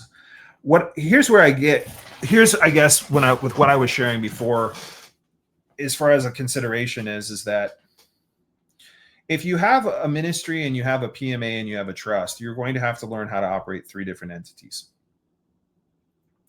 And so now you have 3 different operating procedures that you have to use. If at the end of the day, what you need to do is create a contract or an agreement or give notice, I just think that the trust is the easiest one to learn, understand, and there's like broad use for it. That's what I find is most things can be handled that way. And so I tend to favor it over the other respective entities because you're going to have to use this thing for a long time. And it may be because I'm lazy a little bit, but I try to reduce complexity when I'm creating things. And so I would rather have several trusts that all operate basically the same. So no matter which one I jump in, I know how to do it. And so people will end up having in their life, like when we create initially the 2 trusts, it's really the building blocks for them to be able to go, you know what, 20 years down the road, their son and daughter grows up and they might go, you know what, we're going to create another trust from this trust with some special purpose. And we're going to connect it back. Or we're going to buy an apartment building and put it in this trust. Or we're going to keep our property management handled in this trust, and it's going to rent, license, and lease the property we own from these other trusts. There's like a variety of ways these things can set up, but with those basic building blocks, you can kind of build almost anything that you need in the future. Do you mind if I ask you a question quick? Yeah. So you were mentioning just a second ago about the trust doesn't really necessarily need to pay or owe anything. And if I would said, made me wonder, like if I put a property, say a family home with some land or anything in the trust, are you saying that the trust does not need to pay property taxes, or is that something I misunderstood? So property tax is a result of the title. Yes. So the title is a whole nother issue. So if you have just the fee simple title and it's not fee simple absolute, or you don't have some absolute title with the property, or you don't have like a land patent, then you have to pay tax on it.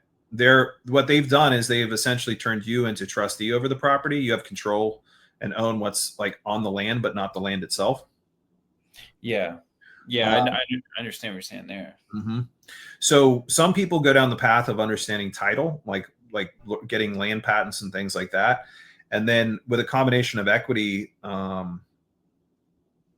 there's that guy. So someone's asking something. Yeah. So the other guy's Paymon. His company is called freedomlawschool.org. And then Andrews is Freedom with Equity. But I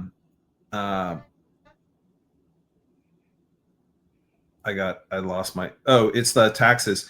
You have to, what I've heard is through the process of the discharges, the hardest thing to get discharged is property tax and your mortgages. It can be done, but the state relies so heavily on the property taxes for its revenue that it usually fights no matter what you do. And so the trust itself won't keep you from paying property taxes, but if you did have the trust own the property and you sold it, you could avoid capital gains taxes.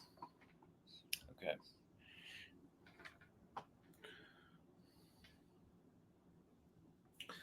We're coming up to the top of the hour. Anything else from anyone? I was curious. I don't think I'm at the point where it would be practical for me to start a trust. I just don't have anything substantial or any assets to place within it yet. Mm-hmm. But I'm hoping to acquire that next year. Mm-hmm. Multiple things. How can we into the future reach back out to you to initiate the process to begin? Yeah, absolutely. So the emails from this event, if you email me from there, I'll receive it. Just so you know, it kicks back to me. My email is landis@landiswhite.com. You can reach out to me if you have any questions in the future. You can also book a time through my calendar. And so that's in my Instagram profile. And so you can book a 2-hour meeting, or not a 2-hour, but a 1-hour meeting. And then I'll answer any of your specific questions. Awesome. I still have time zones. Colleen says, even if the property is in an ecclesiastica trust. What do you mean by that, Colleen?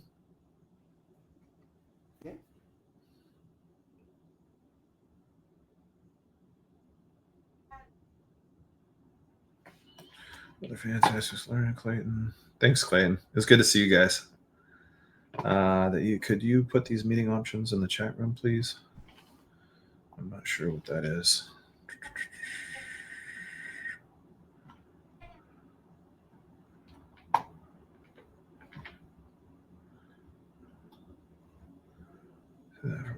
It comes to how your tax law is yours. It has nothing to do with them making them. So Christine was talking about tax liability. There's another guy, Dave Champion. He does a process where like he signs all this stuff, keeps records, and says they had to do it under duress.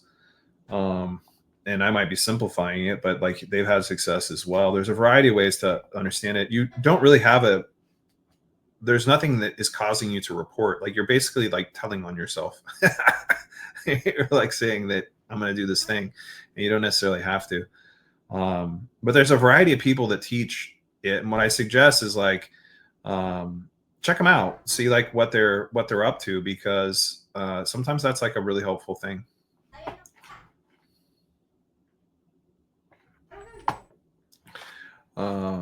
The W-9s, well, you said, I get it. I'm kind of there as well. I have to go into it a little bit more to understand if it would get you or not. But I feel like anything that comes from the IRS can be discharged. Thanks so much. You're so welcome. Just go into a statutory trust, there's foreign trust, go into a private trust. So a statutory trust really comes down to that it's registered with the state. Is it domestic? Well, domestic is a qualification that the state gives you based on it being registered with the state. Is it a foreign trust? Well, are we living in the United States, in Washington, D.C., Guam, Puerto Rico, Virgin Islands, and American Samoa? Are we like under the state of, or are we under the republic? Like, how are you declaring it when you're creating it? Private means that it's private to the parties who are parties to the agreement. Those are the only parties to it. Guys, I appreciate everyone being here. I think I'm going to wrap up. If there's nothing, no, it seems like we're all probably pretty much there. I appreciate you being here. I think that you've taken the time to spend with me today. I hope that you have a wonderful holiday, and that you get to spend time with your family and you get to enjoy it. I know the world keeps getting a little bit weirder. We're moving into the time of crypto. Oh, someone asked about crypto, so I'll answer that one. Yes, you can transfer your trust to the crypto, or your crypto to your trust. There's a variety of ways to do it. The main thing is it needs to be transferred to the trust and a wallet that the trust owns. You want to have any separation from you taken away from that, so the trust owns it. You can open up exchange accounts if you need them. There's a variety of ways people trade, but it's totally doable, just as a heads up. But I appreciate all of you. I appreciate you being here. As things change or anything comes up, feel free to reach out to me at any time. I'm happy to be of help to you. And I look forward. I'm going to take some time off for the last 2 weeks. So if you do reach out to me or you book a time, it'll probably be in January. And then we'll be getting more people going through the respective processes. So much love. And I'll send out it takes usually a couple days to process the videos. But once I process them, probably by Monday, I'll have those out to you. I know I'll get blown up over the weekend. People asking where's the replay, but you may not get it until Monday. It just depends on how long it takes to get through that process. So, all right, everyone, take care.